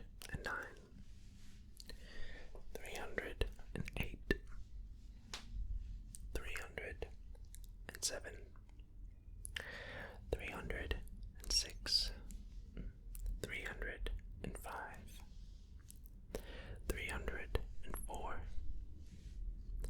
303, 302, 301, 300, 299, 298, 297, 296, 295, 294, 293, 292, 291, 290, 289, 288, 287, 286, 285, 284, 283, 282, 281, 280, 279, 278, 277, 276, 275, 274, 273, 272, 271, 270, 269, 268, 267, 266, 265, 264,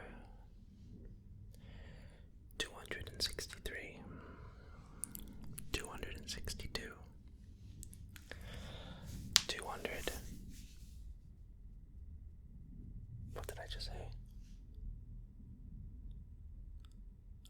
just did 262, 261, 260, 259, 258, 257, 256, 255, 254, 253, 254, 252, sorry, 251, 250, 249, 248, 247, 246, 245, 244, 243, 242, 241, 240,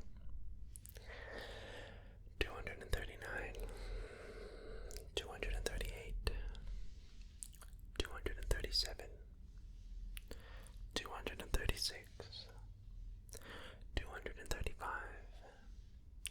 234, 233, 232,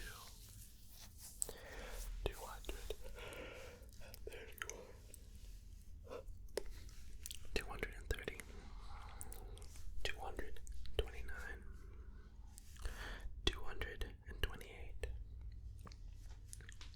227, 226, 225,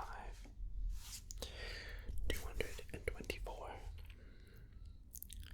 223, 222,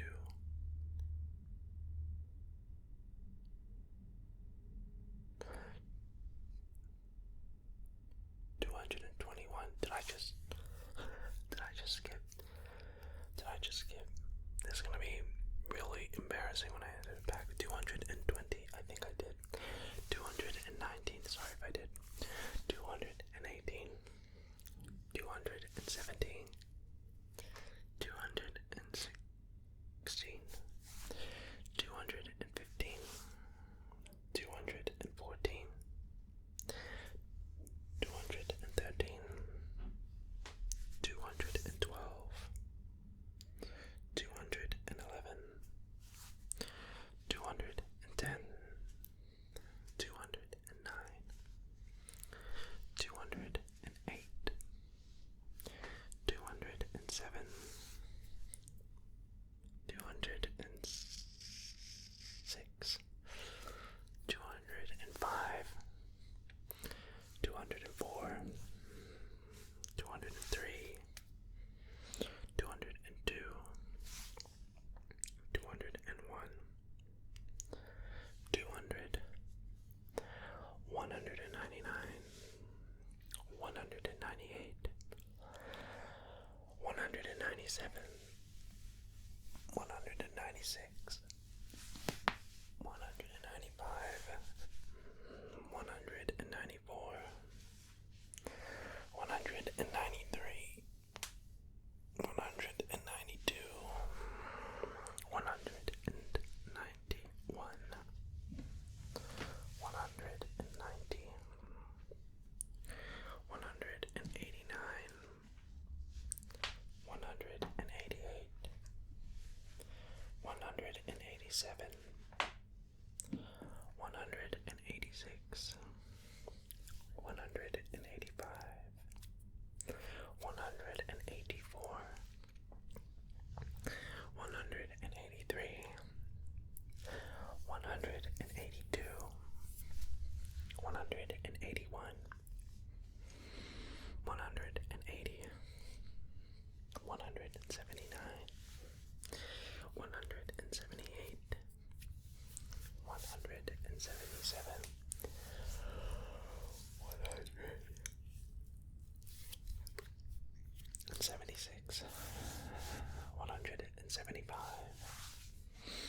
174, 173, 172, 171, 170, 169, 168, 167, 166, 165, 164, 163, 162, 161, 160, 159, 158, 157, 156, 155, 154, 153, 152, 151, 150, 149, 148, 147, 146, 145, 144, 143, 142, 141, 140, 139, 138, 137, 136, 135, 134, 133, 132, 131,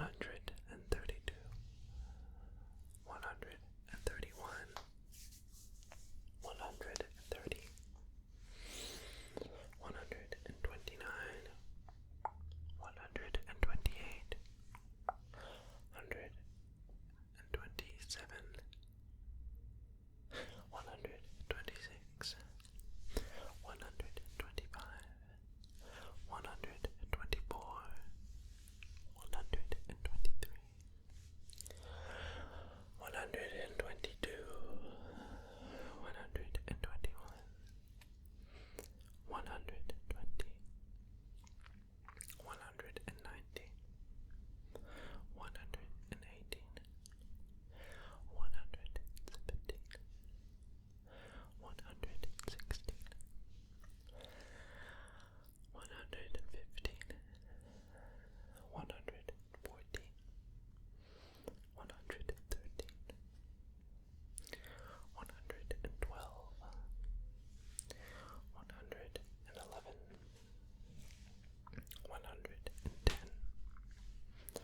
110, 109, 108, 107, 106, 105, 104,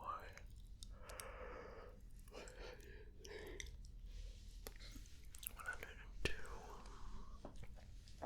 101, 100, 99, 98, 97, 96, 95, 94, 93, 92, 91, 90, 89, 88, 87, 86, 85, 84, 83,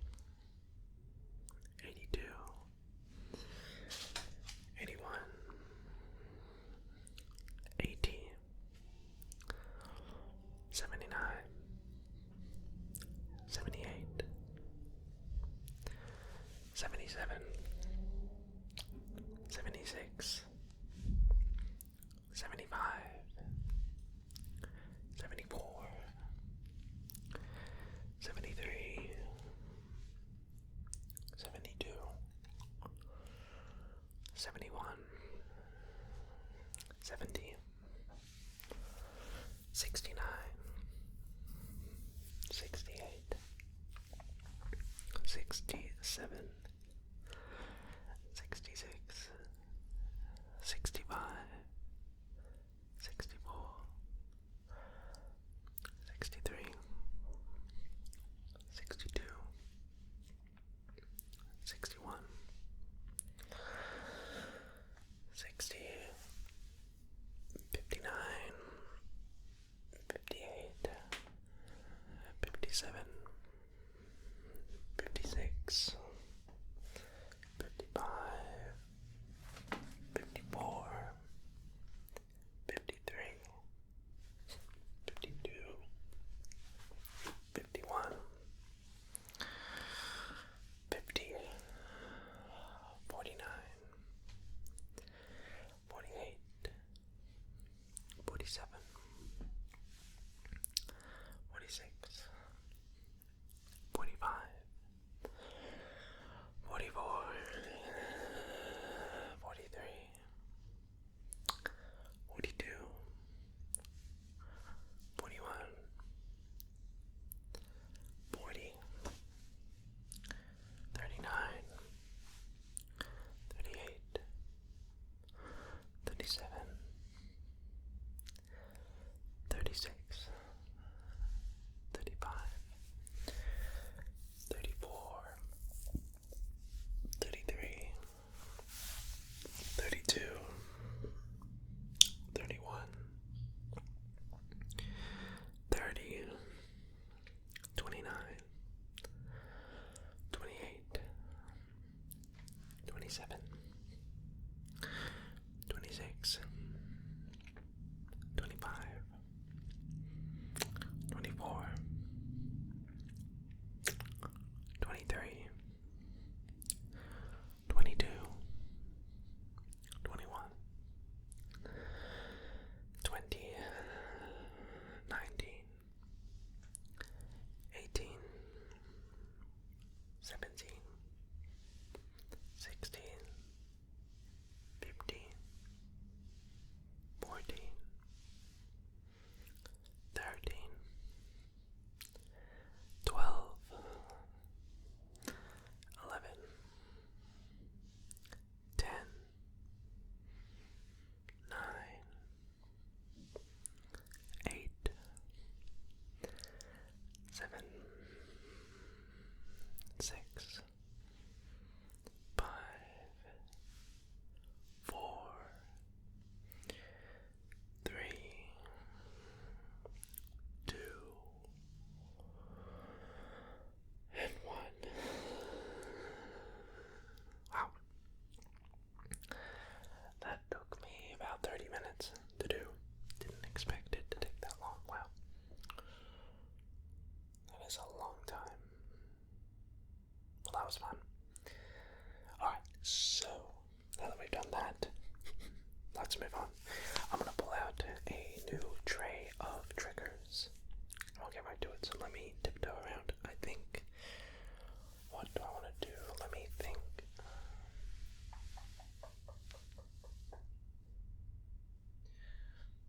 You know what? Why don't we do some brushes? Brushes, that's a good idea. Alright, so let me see if I can grab those out.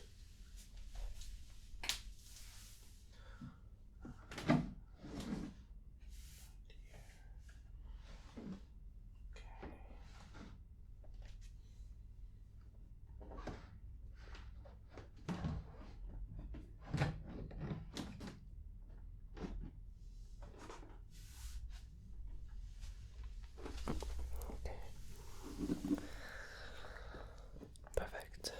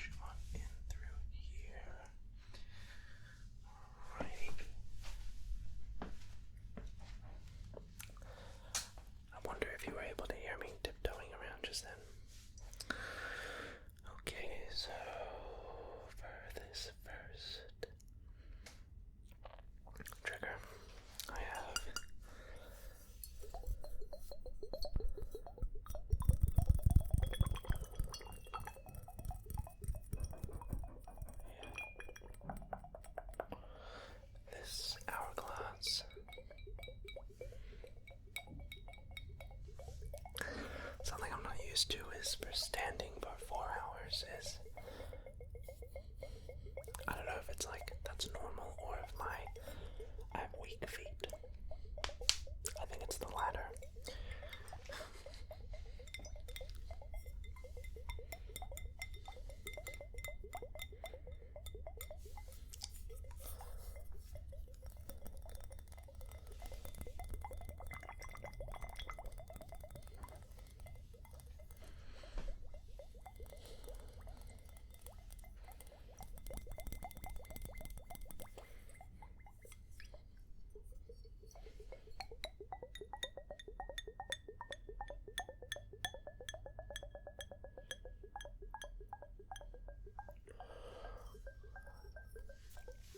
So we used to actually have another one of these purple hourglasses, but it broke because I dropped it. It's just made of glass.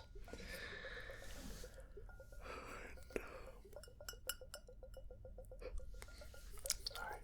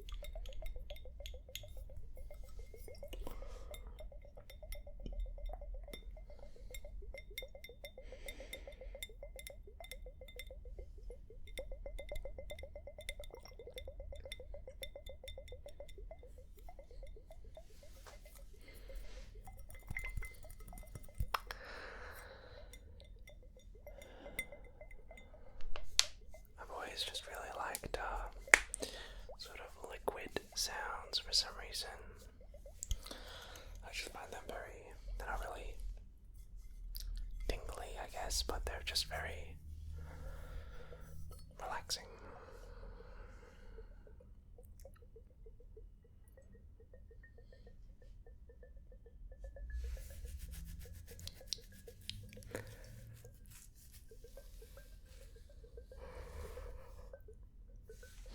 Getting sleepy.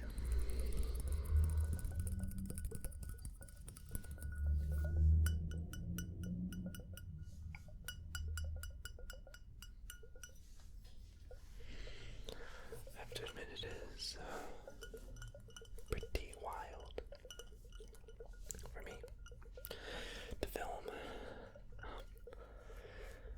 this long for one video. Like I said, I've never really attempted this. I don't even think I've ever filmed for one video, like organic footage wise.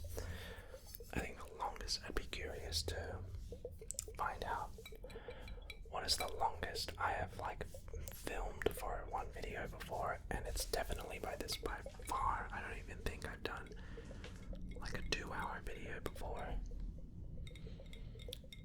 like of just unique brand new footage. I would say the longest I've done, like just organically, aside from this one, because this is 4 hours long, would be probably like an hour and 10-15 minutes. Can't really imagine me doing anything else. Yeah, probably this one by far. So hopefully we don't keep growing in subscribers, because then I'll have to do a 5-hour video for 5 mil, a 6-hour video for 6 mil.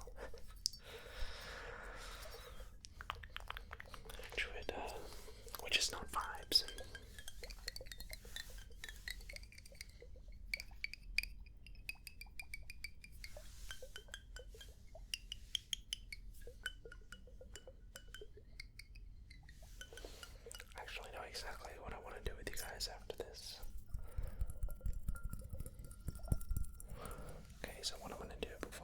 on to the brushing is I'm actually gonna go grab my phone and do some behind the scenes ASMR with you guys. So let me grab my phone.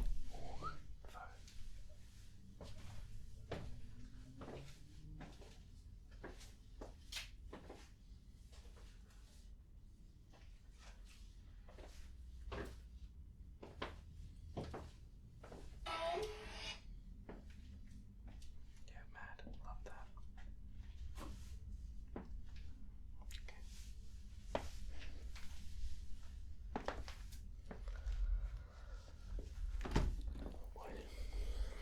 I gotta make a note to remind myself to cut that out. Okay.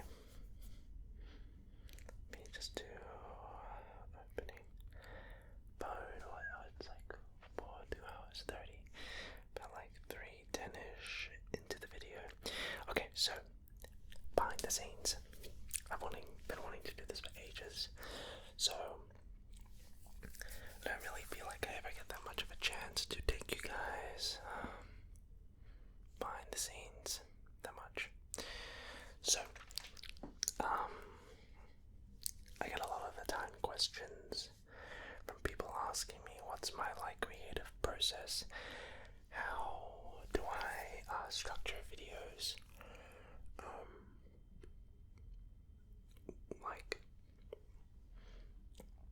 how often do I upload and stuff like that. So I'll give you a little bit of a sneak peek. All these videos here, I like to film about 28 videos in advance or something like that. So all these videos that I'm scrolling right about till here are all new ones that you've never seen before. Let me count. It's 1, 2, 3, 4, 5, 6, 7, 8, 9, 10, 11, 12, 13, 14, 15, 16, 17, 18, 19, 20, 21, 22, 23. It's about 28 videos. 28, 27, 28 videos or something like that. And a lot of the time, when I come up with ideas for videos, I will have a little notepad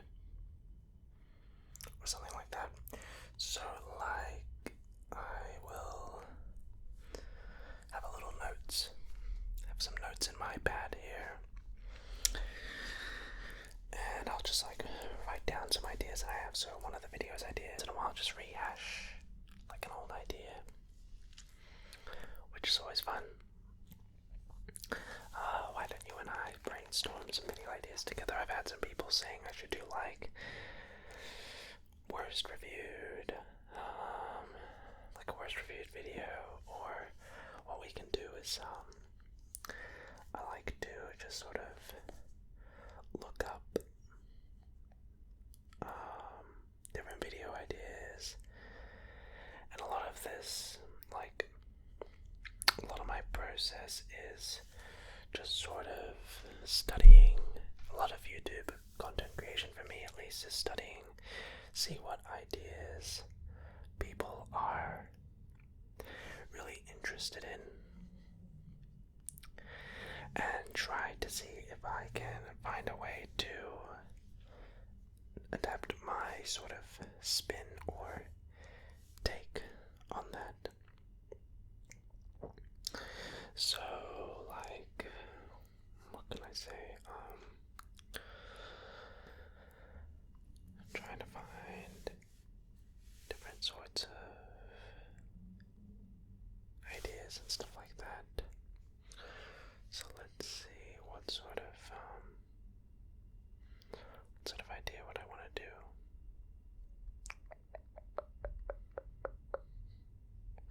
So many, there are really so many I have to do. Sometimes I want to do something a little more laid back, like a TikTok reaction. For sure, for sure.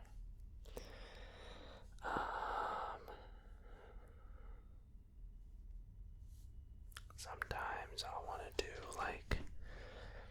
a weird roleplay video idea. But I thought I could go ahead and one of my video ideas that I'm filming around July is that piano recital. Piano recital, 4 million sub special video. And I thought I could tell you what the program is. So if you want in your free time, you can look this up yourself if you are interested to know what I'm going to be playing. So I'm going to try my best to have pieces from different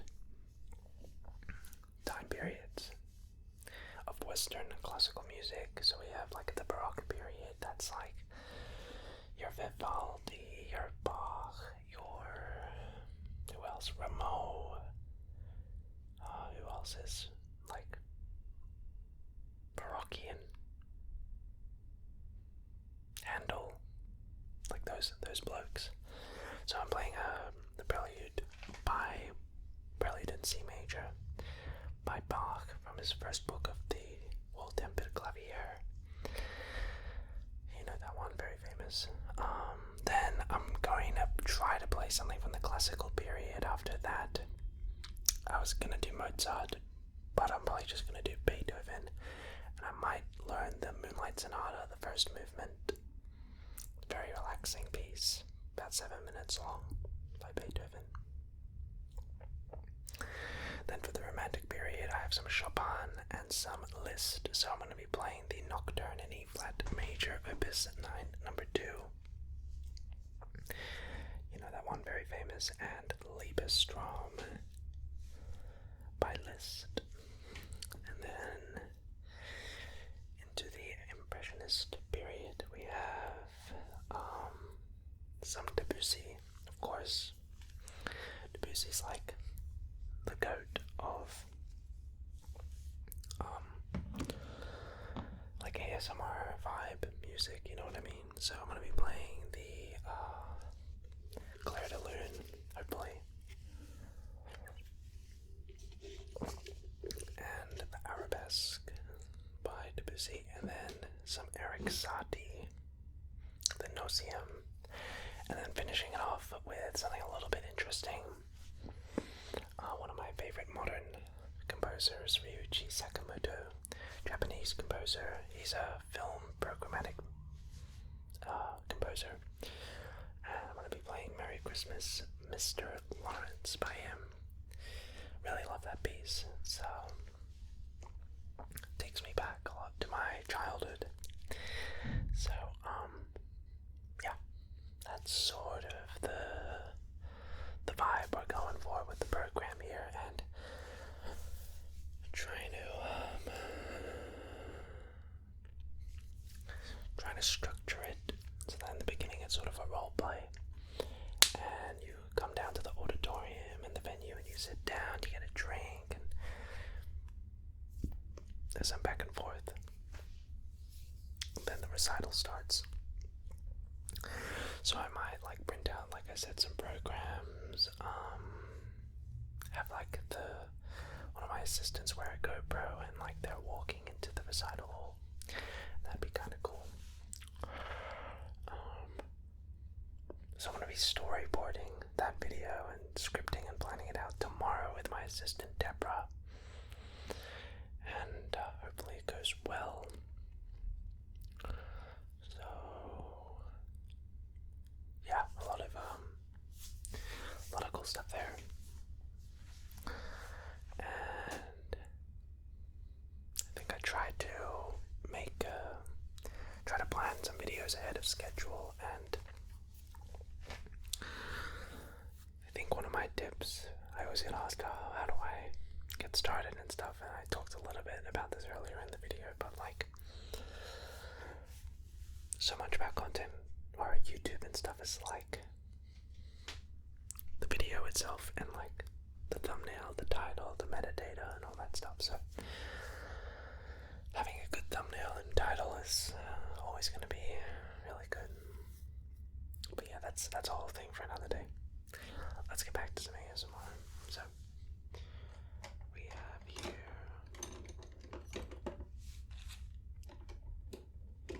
some brush triggers.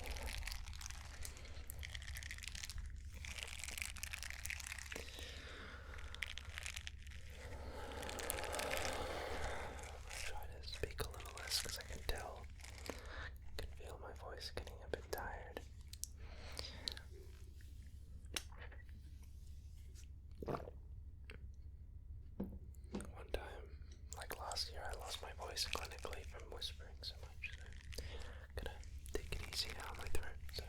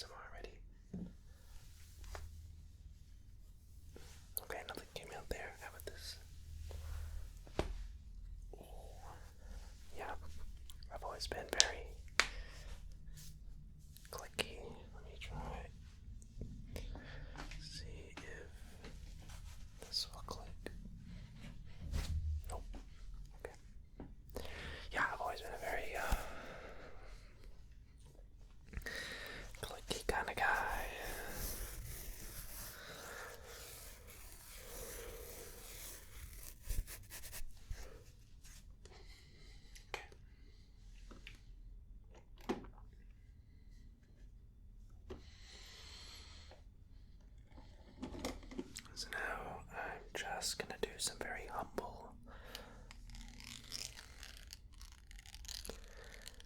brushing. Okay.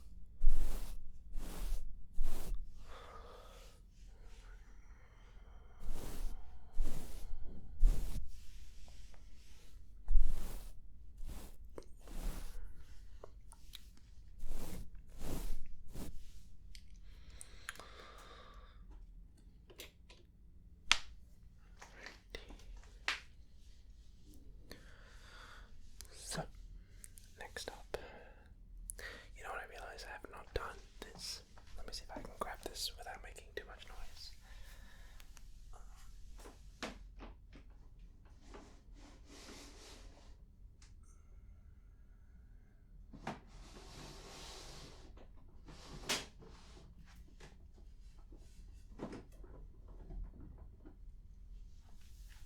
Okay, yeah, never mind, no chance. No chance. Oh, it's fine. Thought I could have, but there's no chance.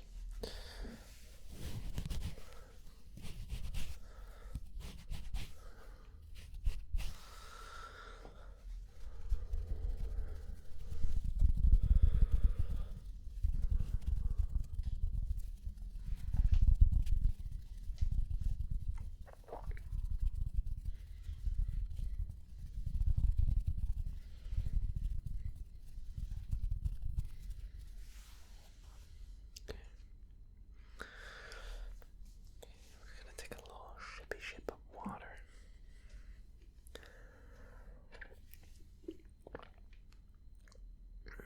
Let me now see if I can grab some things over here quickly.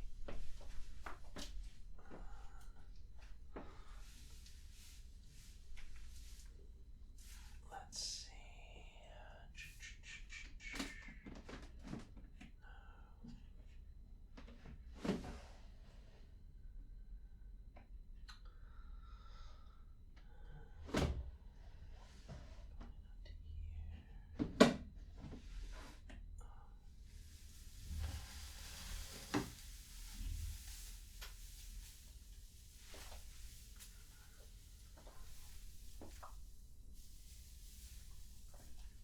Okay, found something.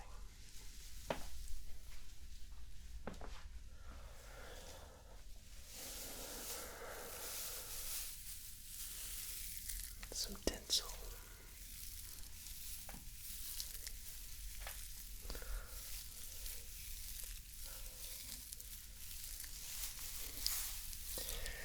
Why don't we do something fun? Let's talk about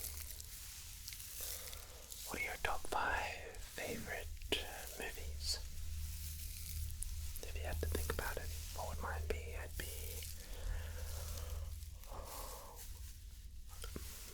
in no particular order.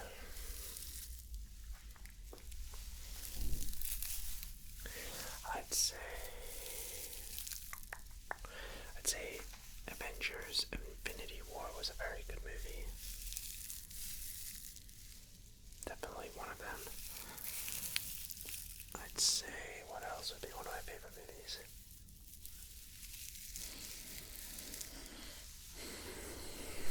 I'm not much of a movie guy, to be honest with you. Oh yeah, Avengers Infinity War was a great movie. I remember watching.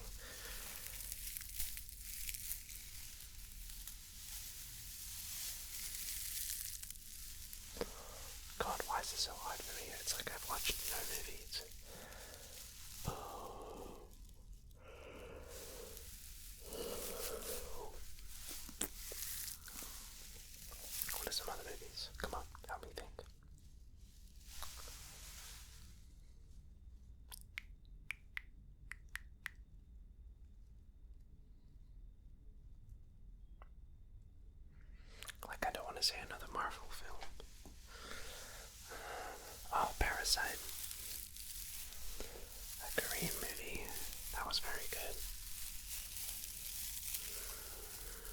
still have not seen Oppenheimer. Sorry to the one guy who's been asking for it for 300 days.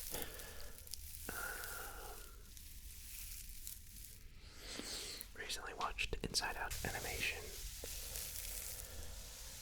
Animated films are amazing.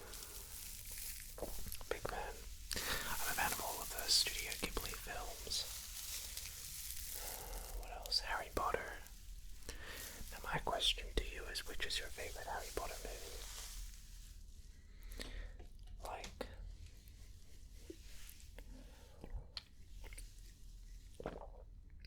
I'd say for me, I liked The Chamber of Secrets a lot. Still has that sort of young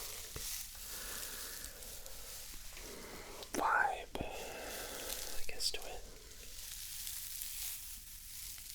If I had to rank the Harry Potter movies now, that's a good game.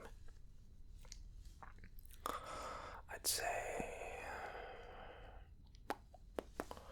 from worst to best, or not worst to best, but least favorite to most favorite of mine. Don't find me in the comments. I'd say the worst was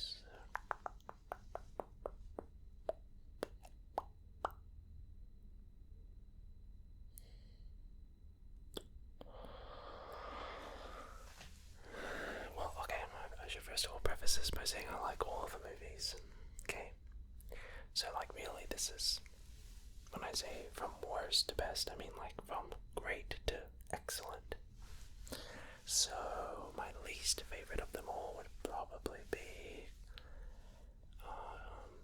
Half-Blood Prince, the sixth one. Didn't really know what they were trying to go for there. Wasn't that good. It was decent, but, you know. So that's my least favorite. Then after that would be Goblet of Fire. I think the 6th and 4th Harry Potter movies were the weakest by far. I feel like a lot of people have that opinion, but let me know.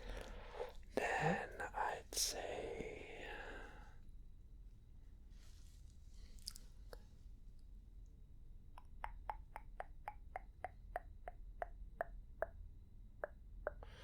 I'd actually say the first Harry Potter movie after that.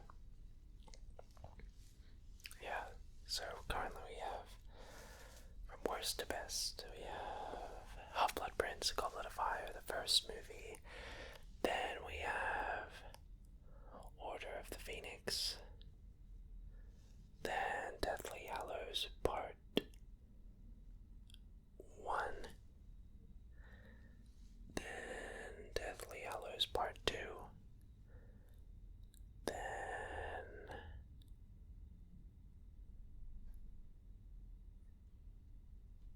Prisoner of Azkaban. Then Chamber of Secrets was my favorite. Don't know why. I just like that movie a lot. But I think Azkaban was a very good movie. A lot of people think that. Some people love Azkaban or hate it. Yeah. I don't know. Let me know yours.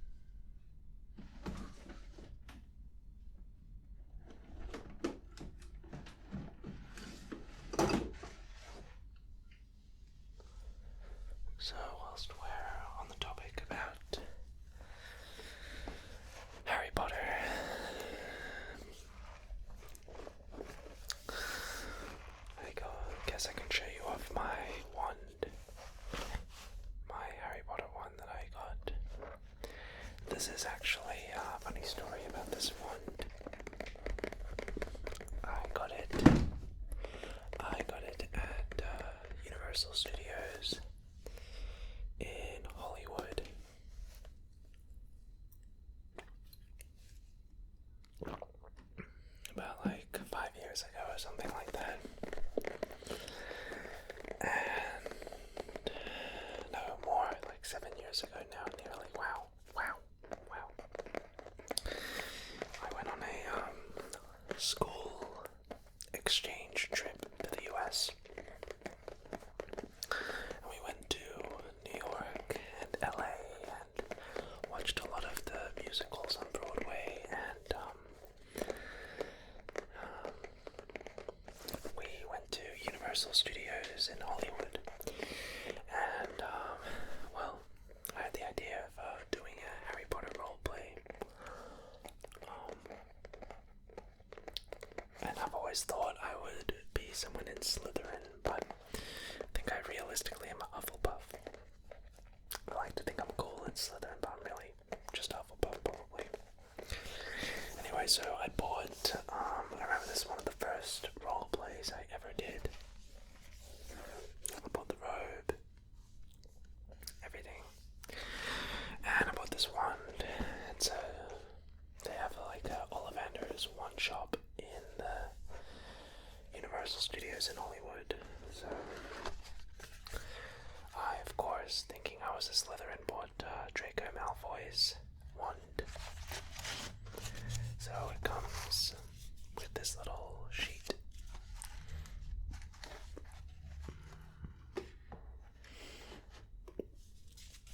It says where to cast spells. So at the Hogwarts Universal Studios Amusement Theater, it had these like little stations where you can cast the spells and incantations, and like stuff happens, which is kind of cool. So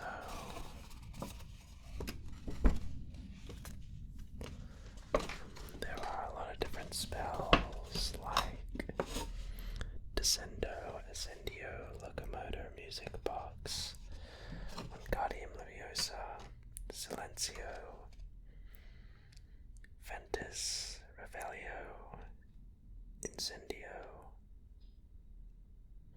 Leviticus,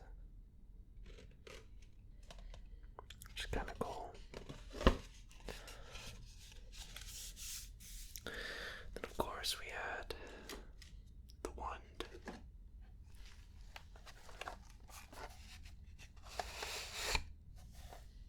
It's kind of neat.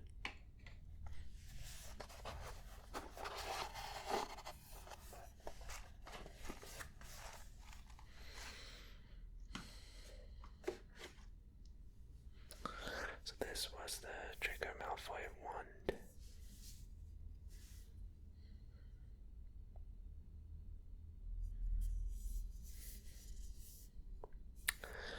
And wonder what the material was made of in, well, obviously it's just wood here, but in the books, in like the books, what it's actually made of. So it has this little, like, I think this is like a little sensor, and you just like point it to the different things and you cast the spells. So that was kind of cool. Yeah, pretty neat. So I don't know, I think I chose this one because I thought it looks cool. It's slick in its design, nothing too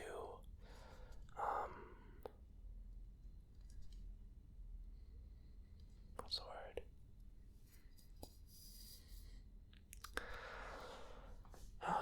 What's the word I'm looking for? It wasn't too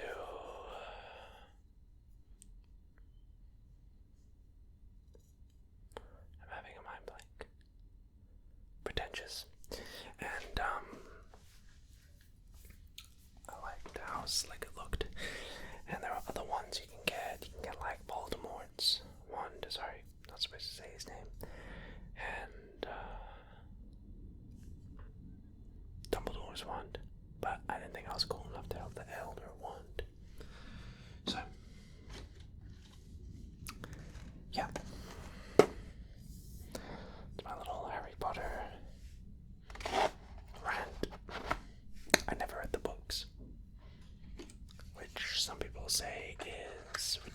this, but I don't know, I was just a little bit saved to read the books. I've never been much of a book person, to be honest with you. I've more so been like a visual learner.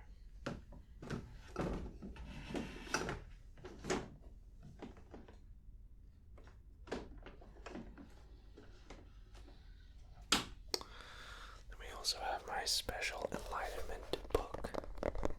So these are some of my magic triggers that I have. And I've always loved combining like magic with ASMR because I don't know, it just sort of bridges those two things together that I love, and it's a lot of fun. So I got this from Typo. It's a lovely book light. We can open it up. And usually I'll read all of my ASMR spells with this. It's quite loud, so I've got to be careful.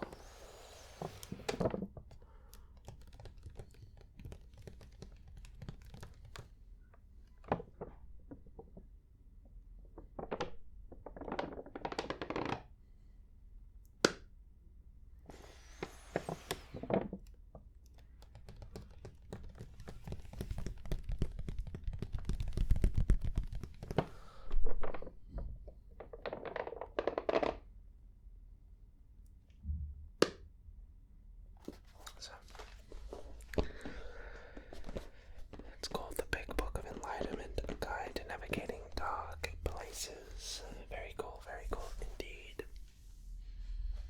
So I have that.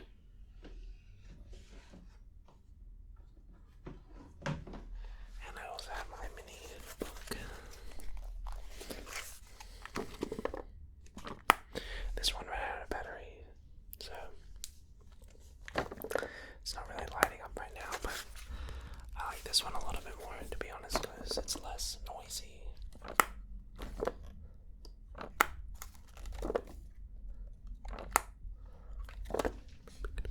Sorry, I'm just reading one sec.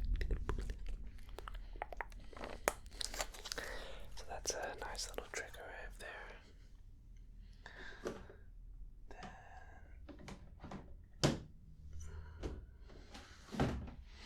We just have a ton of cool things in the lab here. Yeah, wow, there you go. There you have it, ladies and gentlemen, and everyone else. So, cool. Alright.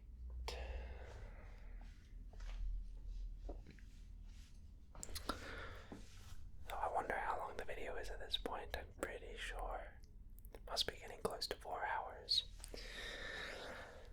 I'm gonna take a bit of a sip of water here.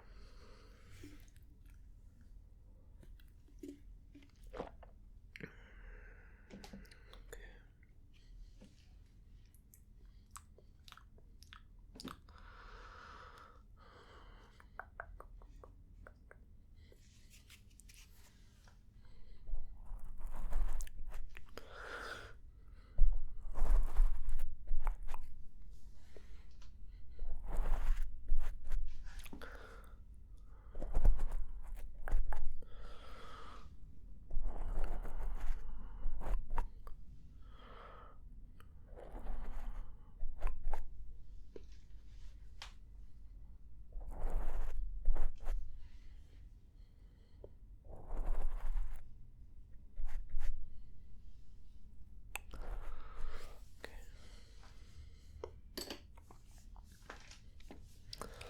So, I'd just like to take this moment, an opportunity, to once again thank you all so very much for 4 million subscribers. Honestly, like I said, my dream was, ever since I was a little boy, always wanted to be a YouTuber. Not even for the, money and stuff.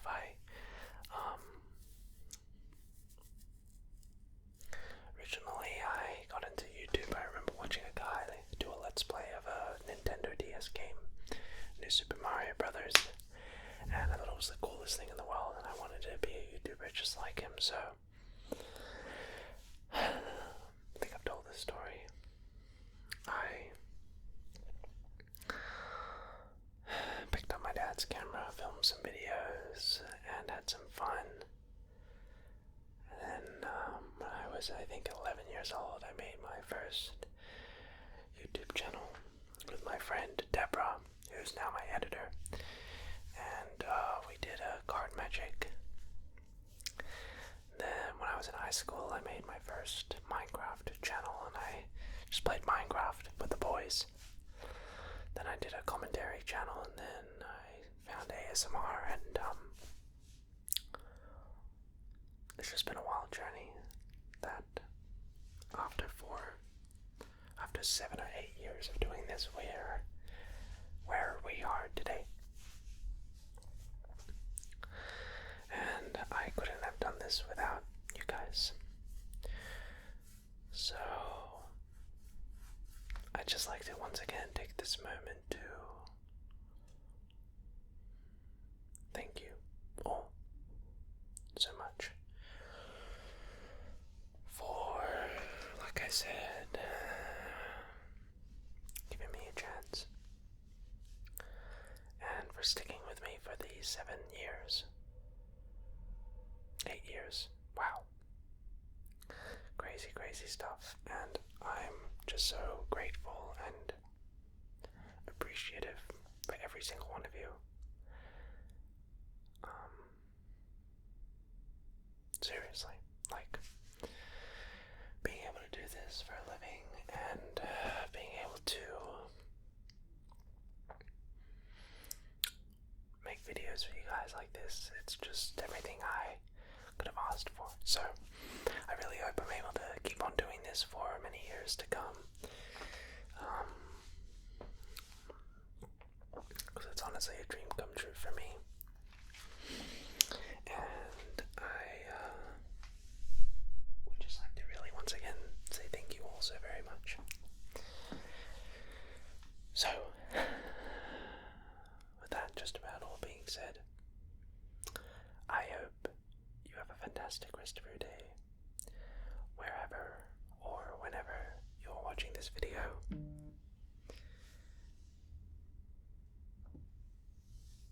And sorry, my phone went off. And I hope you have enjoyed, and look forward to part 2 of the 4 million subscriber special coming soon.